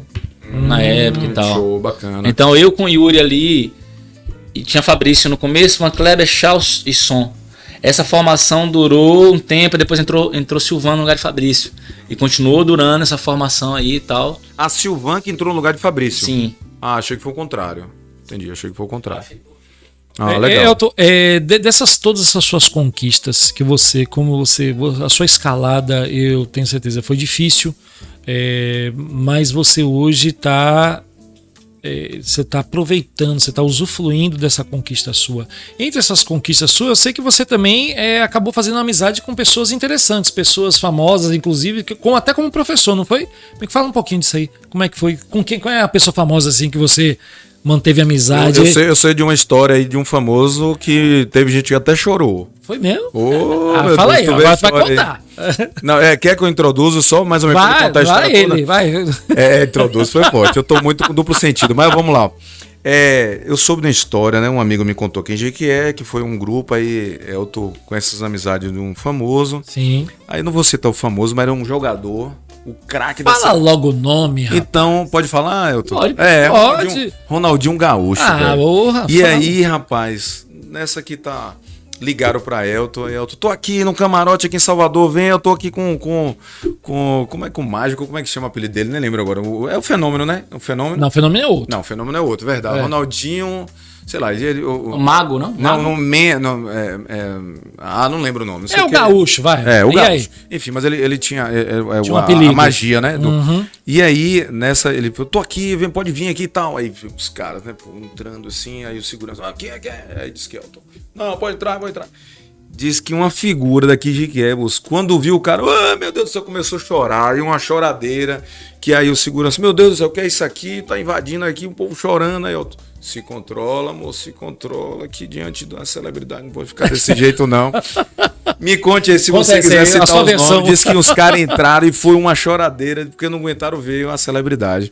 E me conte essa amizade com o Ronaldinho Gaúcho e outras celebridades que você tanto conheceu aí. Eu acho que esse lance, acho que a galera tá um pouquinho confusa da cronologia das coisas. Ou eu sou muito fã de cronologia e quando eu assisto eu fico confuso. Mas foi quando tal. Mas só pra situar a galera, eu saí de Jiqué. Sim. Morei em Conquista rapidinho ali, alguns meses, e fui pra BH estudar Direito. Certo. Isso foi quando eu tava em BH. Tem nada a ver com a Alemanha. Tem nada a ver com a Alemanha. Antes da Alemanha. Sabe o que a galera falou? Disse que lá na Copa da Alemanha, lá tu já fez amizade com os caras e tal, tem depois nada do 7-1. Tanto é que até a história que você tá contando não foi bem assim, ou seja, já te contaram de uma forma diferente. Foi sem fio. Disse que tu tava consolando no 7-1 Ronaldinho Gaúcho. Aí, velho. Que onda, mas vamos lá. A história continua interessante, mas é de uma outra forma. Outra forma, pode contar. Vamos lá. Agora eu vou fazer um resumão pra galera situar cronologicamente. Sai de Jiqué, Conquista, um pouquinho, BH. Estudei Direito em BH. Aí eu passei no concurso, comecei a trabalhar concursado. E lá em BH eu tocava muito. Aniversário, casamento, festival, tinha banda autoral em BH, tocava em teatros e tal, não sei o quê. Fazendo um monte de tipo de evento. E BH tem muita festa, capital, muita festa, mineira adora churrasco e tal. Brasileira, a gente adora churrasco e festa, né? Tocando. E aí, frequentemente eu tocava pra uma pessoa chamada Priscila. Frequentemente ela fazia um aniversário, fazia uma festa, morava num prédio lá e tinha aquela área de festa lá do prédio, tocava direto. Um belo dia alguém... Um socialite de BH. Um belo dia alguém chega pra mim e fala assim, eu ouvi um burburinho assim perto de mim, os caras falando e tal. Rapaz, tu acredita, velho, que Priscila tá ficando com o Ronaldinho e tal? Essa Priscila. Tu tá ficando com o Ronaldinho e tal.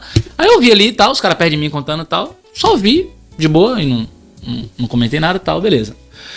Aí o tempo foi passando e tal. Um belo dia eu tô lá em Belo Horizonte, num bairro chamado Santa Teresa, que é um bairro tradicional em BH, no Bolão. Lá tem um bar-restaurante chamado Bolão, onde você vai comer, acho que tropeiro, macarrão, sei lá o que era, que é tradicional. Comida mineira lá, acho que era tropeiro. Ou era um macarrão, sei lá. Entrei lá pra comer, pra almoçar. Parece, se não me engano, era um domingo. Tô lá almoçando, recebo uma ligação de Priscila. Eu tinha um contato dela salvo, apareceu o nome Priscila. Quando eu atendo, era Ronaldinho. Fala baiano, porque a galera em BH me chama mais de baiano. Sim. Quando se muda pro Sudeste, muita gente te chama de baiano. Quando eu cheguei aqui em Jiqué, me chamava de paulista. A mesma coisa. Tem esse, né? Tem. Tu não é nascido em Jiqué, não? Não, eu sou de Santos. Nascido e criado em Santos? Vim pra cá com 15 anos, 14, 15 anos. Aí, ó, caramba, a cara dele tá chocado. Eu não sabia, não. Sou, bicho.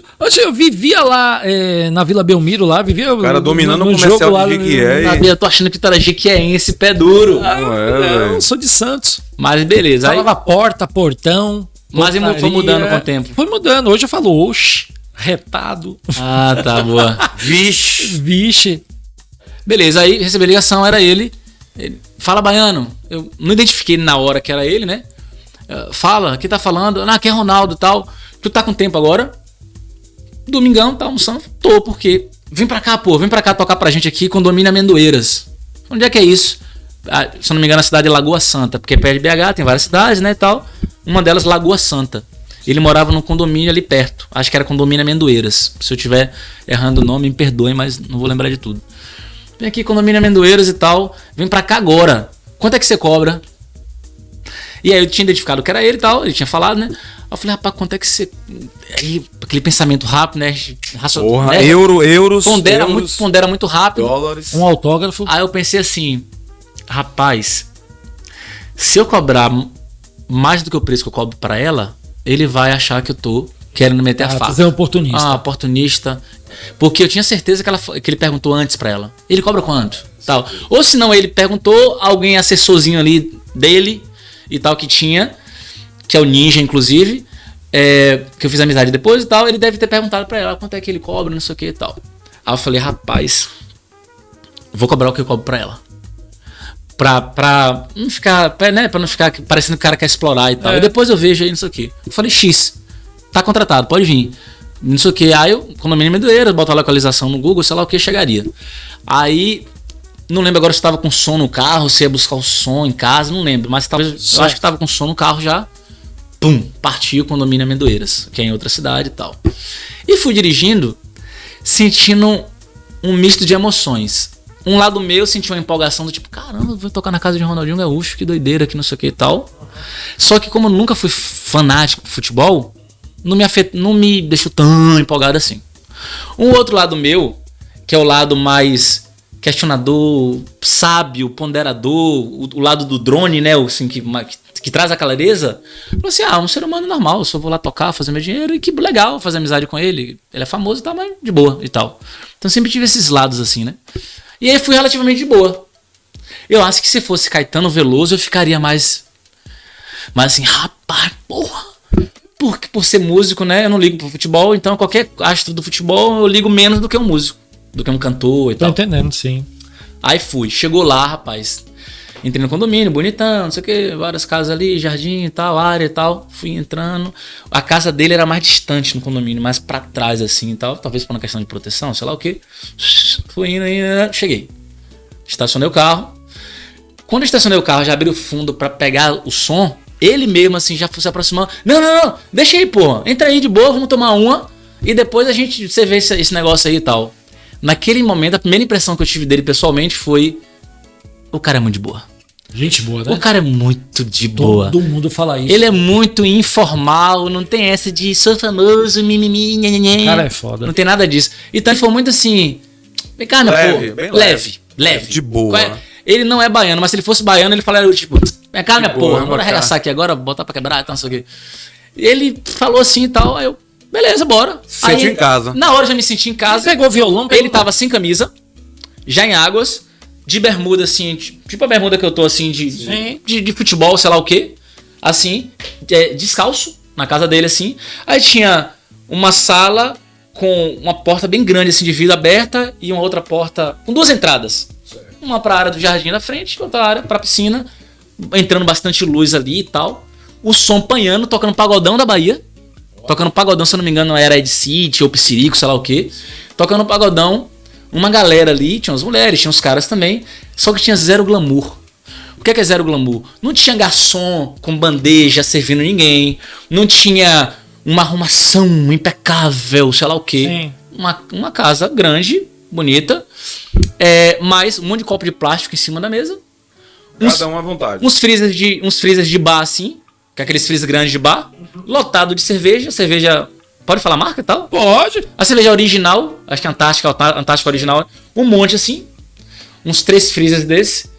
E aí, cheguei, ele já pegou um copo, encheu pra mim, me deu, ele no copo dele ali também, brindou com a galera e tal, começamos a beber. E qual foi o momento que você começou a tocar depois de o quê? 1 hora, 2 horas? 1h30, 2 horas. Depois, porque ele queria bater papo comigo. Porra, que massa. E tu mora aqui, tu é da Bahia da onde? De que é? E tu faz o que aqui? E não sei o que, e tal. E tu... Aí eu perguntava a mesma coisa pra ele. Tu mora aqui há quanto tempo? Porque eu não sabia, velho. Então eu acho que ele começou a gostar do meu jeito porque Eu não tava idolatrando ele. Tá na simplicidade. Eu tava assim, tu mora aqui há quanto tempo? Porque eu não sabia. Exato. Um fã sabia. Esses caras, porra, tem fã em tudo quanto é lugar, idolatram em tudo quanto é lugar. Quando ele encontra uma pessoa, assim como tu tá falando aí, de boa, Ele troca ideia. troca ideia. Exatamente. E o Chorão? Eu não sabia quem esse Chorão de Rick é. Mas eu quero terminar, só espera assim agora então. Porque isso foi marcante, tem uma história interessante aqui agora. E aí? Beleza, aí vamos tomar uma, não sei o que. Isso era depois do almoço, talvez 3 da tarde, uma coisa assim. O tempo foi passando, tomando uma, trocando ideia, kkk, dominó rolando.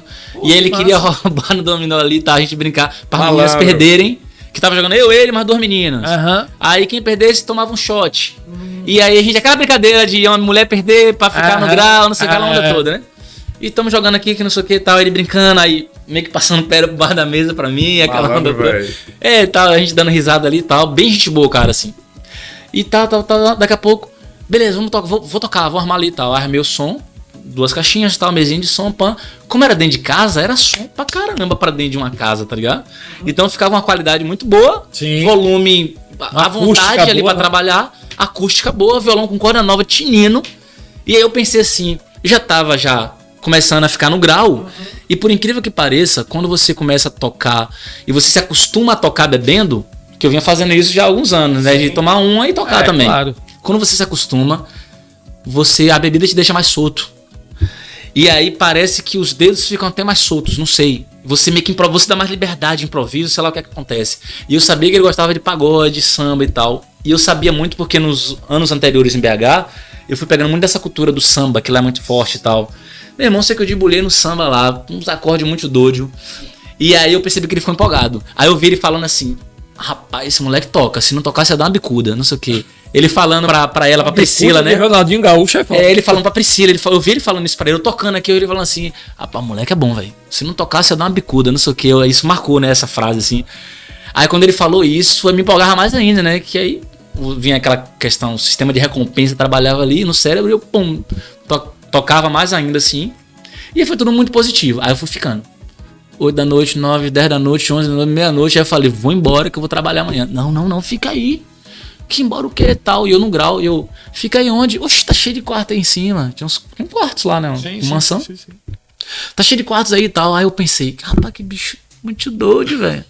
Me chamando pra, né, dormir aqui e tal. E a galera lá, e tava muito bom mesmo a energia e tal. Daqui a pouco, eu tava tocando um pouquinho mais distante da mesa, assim, a uns 3, 4 metros da mesa. E a mesa, assim, grande, cheia de gente. Daqui a pouco ele falou assim, puxa aí. Eu já no grau, né? Puxa aí, senta aqui. Aí ele ficou sentado aqui, eu aqui, com violão, mais gente aqui do lado. Eu peguei as 2 caixas, botei uma aqui, outra aqui. Né, acho que não sei se o microfone depois, mas que deu. Puxei as 2 caixas pra mesa e o violão. E, pô, o músico adora quando o músico tem retorno, som alto no pé do ouvido, rolando. A gente gosta porque a gente pode cantar com mais sensibilidade e tudo você ouve bem, a galera ouve bem e tal. Então, Vibra mais. Tava lindo ali. Pum, bar na mesa. Aí eu comecei a misturar. Aí vem Legião, aí vem pop rock, aí vem MPB, aí vem samba, aí vem reggae, aí vem tudo que é música brasileira, sertanejo total. Antigo, Zezé antigo, sei lá o que, é o amor. Aí misturei tudo ali tocando. E foi uma noite louca. E em algum momento, todo mundo no grau, eu comecei a fazer um baixo aleatório. Fazer uma levada aleatória no baixo. Eu fiquei fazendo enquanto ele tava conversando com a galera. E eu fazendo. Porque músico fica brincando com violão quando ninguém tá mais prestando. Então, músico fica aqui viajando, né? Os bordões. Eu viajei nos bordões aqui, fazendo a parada. Deu uns 10 segundos, 20 segundos, eu fazendo a mesma coisa. Ele. Continua. Aí eu continuei. Ele pegou a melodia do bordão e começou a cantar assim, ó. Não vá, vem pra cá. Não vá, porque você vai se amarrar. Não vá. Aí começou a cantar isso, que combinava com a melodia da onda. Com a parada. Rapaz, sei que a gente fez uma... A história é longa e tal. A gente fez uma música nessa noite. Caralho, a gente fez uma música. Velho. E aí depois disso eu fiquei muito tempo tocando na casa dele, voltando quase toda semana. A gente tocava. Compôs essa música? Eu e ele. Mas compôs e registrou? Eu acabei registrando o nome meu e dele. Pô, quando que massa. Aí ele falou assim, procura um estúdio pra gente gravar. Quando ele falou essa frase, eu falei assim, cara, que doideira. Aí eu pensei que eu ia estourar. Quando ele falou isso, porque eu falei, o cara é multimilionário, influente e tal. Vai ele jogar gravar, na vai mídia. estourar e tal. Vai jogar na mídia. Aí ele falou assim, procura um estúdio pra gente gravar. Certo. Aí eu procurei um estúdio e tal, não sei o que. Quando eu comecei a agilizar o negócio, que eu voltei pra ele, aí eu mostrei um esboço da música, gravada já. Ele tava jogando no Galo nessa época, é? Eu acho que tava jogando no Galo. No Galo, exato. Só que aconteceu. Não sei o que, quando começou a olhar essa onda toda e tal, aí eu fui, mostrei o esboço da música pra ele gostou. Alguns dias depois ele mudou, se eu não me engano, pro México. Uma parada assim. Acho que teve que ir pro México. Ele saiu. E aí, não gravamos. E você pode até me perguntar assim, poxa, mas por que ele não voltou atrás, quando ele voltou pro Brasil, ele não te procurou pra gravar? Rapaz, o cara é Ronaldinho Gaúcho, ele não precisa de mim. E nem você da não teve contato Você com ele? precisava dele, não? Ele na verdade, ele tava ali, ele já não aguentava mais jogar. Ele falava direto ali. Não aguento mais treinar, não sei o que. Eu falava, tu não aguenta mais jogar. E tal. Falava direto isso lá pra gente, direto. Naquela época. Direto. No Galo aí, finalizando no Galo ali. Não aguento mais jogar aqui, não sei o que e tal. Então, assim, eu acho que naquela fase de vida, dali em diante, ele só queria... Eu quero curtir. Trabalhei minha vida inteira pra caramba, sendo um regrado, que jogador tem a vida mais regrada e tal, né? E ele queria só curtir. E você mantém contato com ele? Não, aí depois... Dele? Não. Naquela época, eu não quis ser um cara... invasivo. Sim. Se eu tivesse... Ele falou bem assim... Não, a gente vai... Porque as meninas falaram assim... Grava essa música aí, registra sei lá o quê. Aí ele falou assim... Não, a gente vai conversando ele aqui, depois a gente resolve isso. Dando a entender que a gente ia conversar pelo WhatsApp ali e resolver. Na hora eu poderia ter pedido... me passa aí teu WhatsApp. Só que eu sempre tava com a postura com ele de um cara de boa. Diplomático, né? É o cara na minha... Profissional. Eu não queria... olhando hoje pra trás, eu poderia ter sido um cara um pouquinho mais assim... Me passa teu WhatsApp aí, que não sei o quê. Eu poderia ter sido um pouco mais, ele ia ter passado, sei lá o quê. Sim. Mas eu não fiz isso. Né, pra o projeto, né? Mas eu não fiz isso. Eu fui mais na linha de um cara... Vou ficar de boa. Você acha que se hoje ele lhe vê, ele lembra? Oxi, você? Lembra, na hora, porra. Na hora. Muita bagunça. Tanto é que eu fiquei tocando na casa dele um tempão. Porque esses caras bagunçam demais, né, velho? Mas... Essa festa que teve aí só foi uma entre 1 milhão que aconteceu já na vida dele. Acontece isso. Entendeu? Mas assim, foi muito marcante. Assim, porque eu fui na casa dele, porra. Que história. Eu fiquei indo na casa dele por muito tempo. Quando ele falou que ia mudar, que ia jogar em outro local e tal, eu continuei indo na casa dele por muito tempo, assim, sei lá, umas 20, 30 vezes. Então rolou muito reggae ainda. Mas com certeza essa menina, sua amiga Priscila, deve ter o contato dele. Patrícia? Não, Priscila não? Patrícia? Tem, mas o Ronaldinho, ele não mexe nas redes sociais dele. E ele não é. A galera comentava antes que ele demora pra caramba pra responder, que não responde. Porque ele não. Ele nem mexe no dinheiro dele. Diz que tem uma frase dele que alguém perguntou pra ele, um repórter. Você sabe quando você ganha? Eu falei, não sei não, deixa isso com o meu irmão. Eu falei, por que você não sabe? Isso, irmão. Se eu souber, eu vou ficar maluco. O irmão que ele ministra. Agora a história do Carnaval de Salvador. Aí tava lá, ele falou assim: tu vai pro Carnaval de Salvador? Ele me perguntou: tu vai pro Carnaval de Salvador? Eu falei, não. Assim, não tá nos planos, né? Por quê? E não, esse ano tem um camarote lá. Aí se tu for, a gente fica no camarote, porra, não sei o que e tal. Eu falei, vou ver se eu vou e tal. Inteiramente eu falei, não, agora eu vou ter que ir, né, velho? Agora eu vou ter que ir e tal. Resumo, aí eu comprei, né? Comprei passagem pra Jiqué, depois aqui em Jiqué, aí juntou eu, Beto, mais um brother, acho que o nome dele é Erickson, ou Erickson, acho que é. É Erison, né? Erickson. Goleira. É brother meu, mas desculpa, brother, esqueci de agora. Erison. Perdi o contato com ele, entendeu? Mas um brotherzão, gente boa pra caramba. Aí juntou eu, ele, Beto, a gente foi pra Salvador de carro. E eu tinha comentado isso com eles. Que Beto Bispo, né? Bispo. Tem que dar nome aos bois. Tinha comentado com eles que o Ronaldinho tinha um camarote em Salvador e que eu tinha feito amizade com o Ronaldinho e tal. E que muito provavelmente o Ronaldinho ia me colocar no camarote, ia me chamar pro camarote. Já tinha me chamado, na verdade, né? E que eu ia tentar colocar os dois. Beleza. Ficamos lá na Barra, eu, o Beto e o brother, curtindo o Carnaval de Salvador, não sei o que. Daqui a pouco a gente, se não me engano, pegou o bloco do Asa. Comprou o bloco do Asa ali e fomos curtindo, dançando e tal. Quando a gente começou a beber ali perto, na Barra ali, a gente ficou se questionando, onde é que tá o camarote de Ronaldinho? Será que tá onde? Vamos descer, vamos ficar observando. O bloco foi descendo, a gente foi bebendo, eu esqueci. Depois, em algum momento, eu esqueci de procurar o camarote de Ronaldinho. Desse compromisso. Eu esqueci desse compromisso, porque o álcool entrou, mulherada lá, quebra aí, olha o Asa aí, eu tô lá.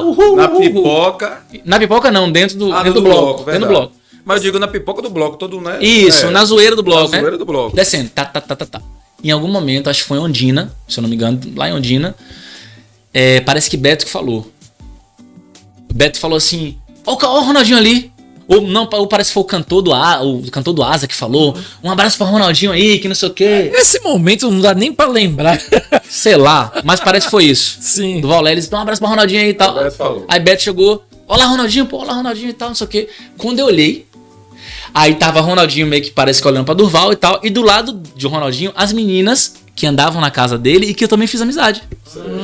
Aí quando eu olhei, na época eu lembrava o nome delas, hoje não lembro mais, mas fulana, Beltrana, Cicrana e tal, fulano ali, tal, não sei o quê. Quando eu olhei pra cima, aí eu cheguei pros caras e falei assim, velho, vamos esperar o bloco terminar pra compensar o que a gente pagou desse bloco aqui, depois na volta a gente vai. Os caras, não, Ronaldinho, e apontando pra mim, gritando aquela onda toda. Aí uma delas me viu. Quando olhou e me viu, bateu em Ronaldinho, ó quem tá ali. Aí ele me olhou e começou a fazer assim, ó. Vem, pô, vem, por onde, não sei o que e tal. Ele, quebra aqui. Porque você quebrava assim pra entrar por trás, né, e tal. E tal. Aí os caras já não acreditam, né? Se tu conhece um homem mesmo, eu acho que Beto deve ter falado uma parada assim que eu acho que eu lembro. Rapaz, não é que tu conhece um homem mesmo, um homem te chamando assim e tal. Aí a gente quebrou. Quebramos ali do lado do bloco, do camarote, aliás, e fomos andando ali até encontrar onde entrava. Quando chegou onde entrava, tinha um segurança. Falei, meu brother, eu conheço o Ronaldinho, e ele tá aí, toma, eu tinha, por incrível que pareça, eu tava com o meu cartão de visita no bolso. Falei, olha só, pega esse cartão de visita, mostra pro Ronaldinho, fala que esse cara tá aqui na porta, só que eu só vou entrar se meus brothers entrarem, velho. Eu não vou entrar sozinho e tal. Nessa hora eu quis considerar os caras. Pergunta se eles podem entrar comigo. O cara foi, demorou 5, 10 minutos, voltou, tá liberado. Aí a gente entrou.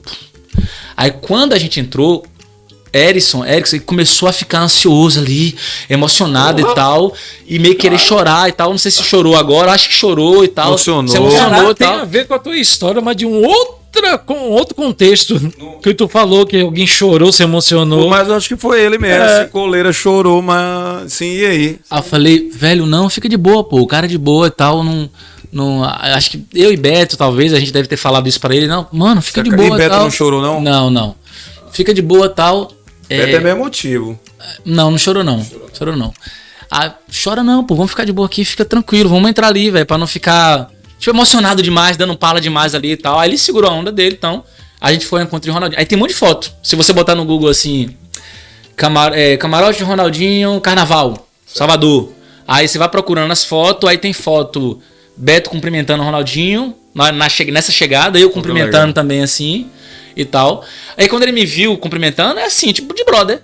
Fala, viado. Fala, parceiro. Bate na mão, dá aquele abração e tal. E aí a gente entrou, tinha um monte de jogador famoso também.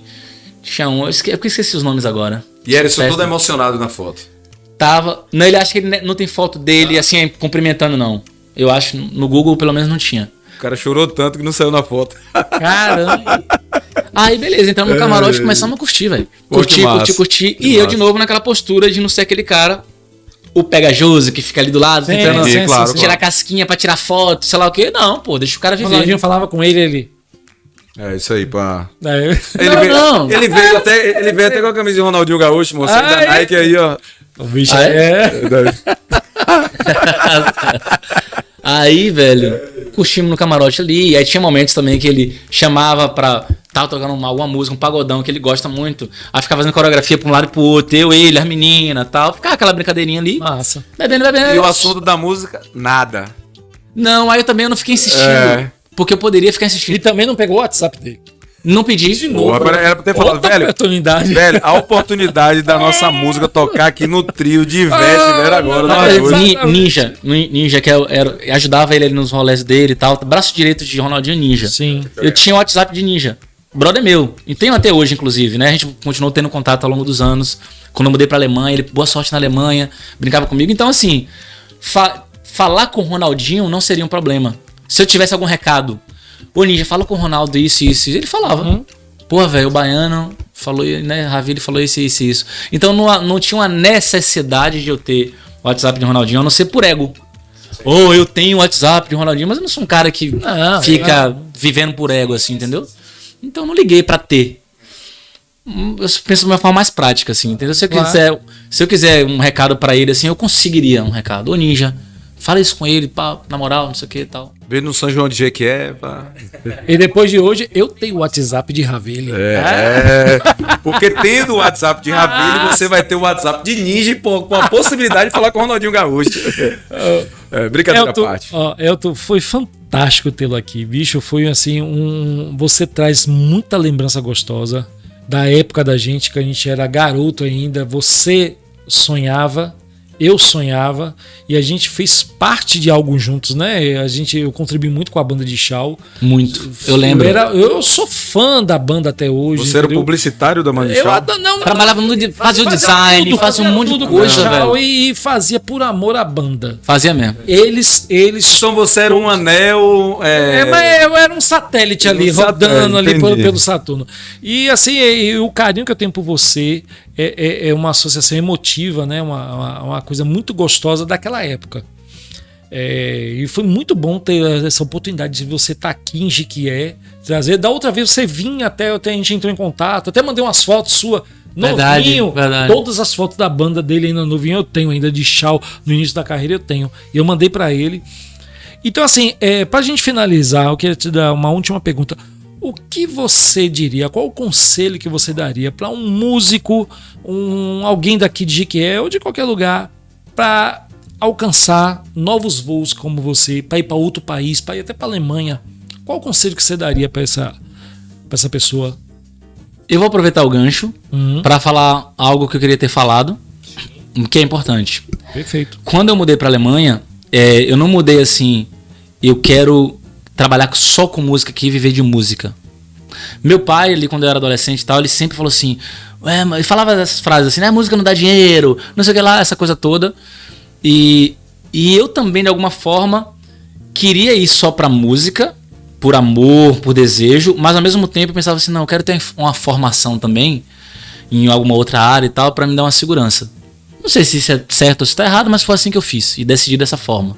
Então, quando eu fui pra Alemanha, eu fui com o propósito de tocar, pra me divertir e pra também fazer uma grana tocando. Criar conexões, Me divertir, fazer uma grana. E, claro, se vai crescendo, você vai botando mais energia e tal. Mas tinha uma outra finalidade, que era fazer uma mestrado em Direito. Que eu não contei aqui. Por isso tem muita história pra contar. O podcast ficaria de 5 horas, né? Muita história. A gente tem até eu acho que poderia ser também a última pergunta. Você tá com um trabalho fantástico de dar aulas, né? Inclusive eu entrei no seu curso, né? Hoje até falei um pouco alemão. Pois é. Então eu queria saber, né? Depois dessa resposta de Sérgio, que você tá dando para ele, eu queria saber desse projeto seu, desse curso aí. Boa. Eu vou sintetizar bastante, a gente tá no final, eu vou sintetizar bastante. Então, sua pergunta foi: que conselho eu daria para alguém que vive de música, que eventualmente quer morar fora, talvez na Alemanha, né, para trabalhar como músico? E sua pergunta foi relacionada mais à questão do alemão, né? Seu projeto, o meu projeto, né, o que é que eu faço lá e tal. Então eu fui para fazer mestrado em Direito. E só que para entrar no mestrado eu tinha que ter nível avançado de alemão. Então o meu primeiro objetivo lá, tava tocando, aí tinha um cara, inclusive mandar um abraço para Rudolfo, vou mandar esse link para ele também. É o sanfoneiro. Não, Rudolfo já é um produtor. É o Kainan, que é o sanfoneiro Kainan. de Conquista. Kainan. E aí o Rudolfo, ele é produtor e ele me colocou para tocar em festival de forró no Japão. Aí eu fui pra Rússia, fui pra um monte de lugar lá, fui pra Portugal, aí eu fui pra Holanda, fui pra um monte de país pra tocar forró, nesses primeiros anos. Enquanto eu estudando alemão, comecei a namorar com a alemã, já entrando agora numa pergunta que você fez antes lá, em relação a idioma, né? Escola de idiomas ou uma pessoa, um nativo? Você aprende muito mais rápido namorando com um nativo ou uma nativa. Então fui desenvolvendo alemão ali e tal. Em algum momento eu tive avançado de alemão, entrei no mestrado em Direito, na universidade, comecei a fazer o mestrado, mas eu comecei a me empolgar com o idioma. Porque a galera ficava, como é que tu aprendeu esse idioma? É difícil demais e tal. Você é desafiador, velho, mas olha só, esse assunto que tu tá com dúvida é assim, assim, assado. Aí a pessoa, só contigo que eu entendi. Eu não entendia quando me explicava na escola. E eu começava a me empolgar com esses feedbacks relacionados à minha didática. E aí eu fui empolgando, que em algum momento eu parei o mestrado na metade, comecei a dar aula de alemão, porque a agenda de dar aula de alemão começou a crescer. Aí foi crescendo, eu falei, o direito foi fazendo menos sentido, veio pandemia, eu estudei marketing digital, comecei a fazer curso de marketing digital, como crescer na internet, fui aprendendo, aí entrei de cabeça para dar aula de alemão e larguei o mestrado. E aí, resumo da ópera, depois de muito trabalho e tal, não sei o que, hoje eu tenho 650 alunos na minha plataforma, né, com aulas de alemão do 0 ao avançado. Só cresce, obviamente, né, eu faço lançamentos digitais e o número de alunos vai crescendo. E eu vivo como professor de alemão. Integralmente eu trabalho com isso. E de 2 em 2 meses eu faço uma festa de forró, onde eu moro, que é para brasileiros, alemães também, tocando forró pé de serra, uma festa que lota lá. Porque eu acabo divulgando também no meu perfil de alemão, que tem mais de 70 mil seguidores e tal, e a galera vê e acaba indo, viajando, saindo de Berlim, saindo da Suíça e tal, pra ir nessa festa de forró. Conselho pra quem é músico e que eventualmente quer morar fora e etc. Velho, o meu conselho, velho, é se preparar muito antes, assim. Se você der a cara a tapa, vou tentar, vou juntar uma grana aqui, eu vou tentar. A chance de se frustrar é muito alta. Muito alta. E se a pessoa não tiver resiliência, né, que é você aguentar pancada e levantar a cada pancada, ela volta rapidinho, chora me engano. Ô Sérgio, eu vou dar até um adendo aqui com o que a Ravili tá falando, e ele vai complementar isso. Quando a gente falava assim, uma pessoa perguntava tanto pra Ravili quanto pra mim, diversas vezes, quanto pra qualquer músico, fala assim, ó, você trabalha com o quê? Eu falo, não trabalho com música. Não, eu quero saber com que tu trabalha. Lembra? Isso acontece muito, velho. Eu toco na noite. Não, eu sei, mas tu trabalha com o quê? É porque acha que de música é só divertimento. Não é trabalho, então enfim. Dá pra trabalhar, tipo, tem vários tipos de músicos. Eventualmente o cara é da música clássica, etc. Ele pode, né, pleitear uma vaga numa orquestra e tocar nessa orquestra.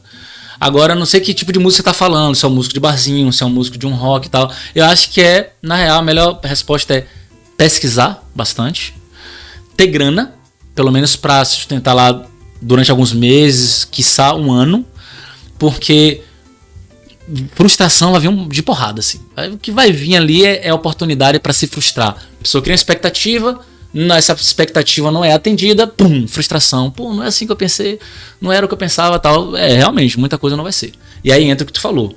Coragem, vai com medo mesmo, e resiliência, tomei pancada aqui, mas cadê a solução? Cadê a solução? Porque se focar no problema, rabinho entre as pernas, Brasil de novo e tal. Então o conselho é pra tudo, não é nem só pra morar no exterior, pra tudo na vida. E eu quero dar esse conselho agora pro jiqueense. Porque eu vim de um local de mentalidade de escassez. Não posso, não consigo, não é pra mim e tal. Acho que o conselho que eu daria pra finalizar é: velho, você pode o que você quiser.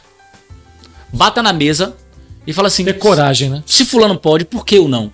Mas vai ser difícil. E daí? Você tá disputando com alguém? Gente, isso fantástico. Aquela frase de Disney, né, velho? Se eu sonho, eu posso, né? Porque eu ouvi essas coisas. A gente ouve isso o tempo todo, né? Uma frase clichê ali, uma outra aqui. Eu ouvi isso o tempo todo. A gente ouve. Num podcast, você ouve num filme, alguém fala pra você. E a gente sempre fica assim: sonhar é importante. Nunca desista dos seus sonhos e tal. A gente vai ouvindo isso e a gente vai meio que cansando em algum momento, assim, não desista do teu sonho, mas pô, tá tão difícil aqui, que não sei o que e tal. Eu prefiro pensar da seguinte forma: muita frase clichê é verdadeira, só que se ela não funciona com você, se ela é mais do mesmo, cria uma outra forma de comunicação com você mesmo. Tá ligado? Assim, em vez de ficar nunca desista dos seus sonhos, pense assim: cara, qual o próximo que eu quero isso aqui? Qual o próximo passo que eu posso dar? Um passo curto e firme que tá alinhado com esse sonho. Eu tô andando em direção à concretização disso aqui. Minha grande meta é essa aqui. Como é que eu posso quebrar ela em vários pedacinhos e todo dia eu faço um pedacinho e ao longo do processo eu vou aprendendo a lidar com as dificuldades desse percurso até chegar nesse sonho. Mas vai demorar 3 anos.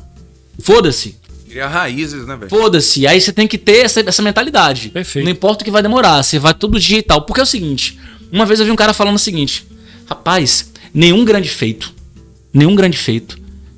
é extraordinário. Michael Phelps, sei lá quem, Ronaldinho Gaúcho, sei lá quem é que você admira.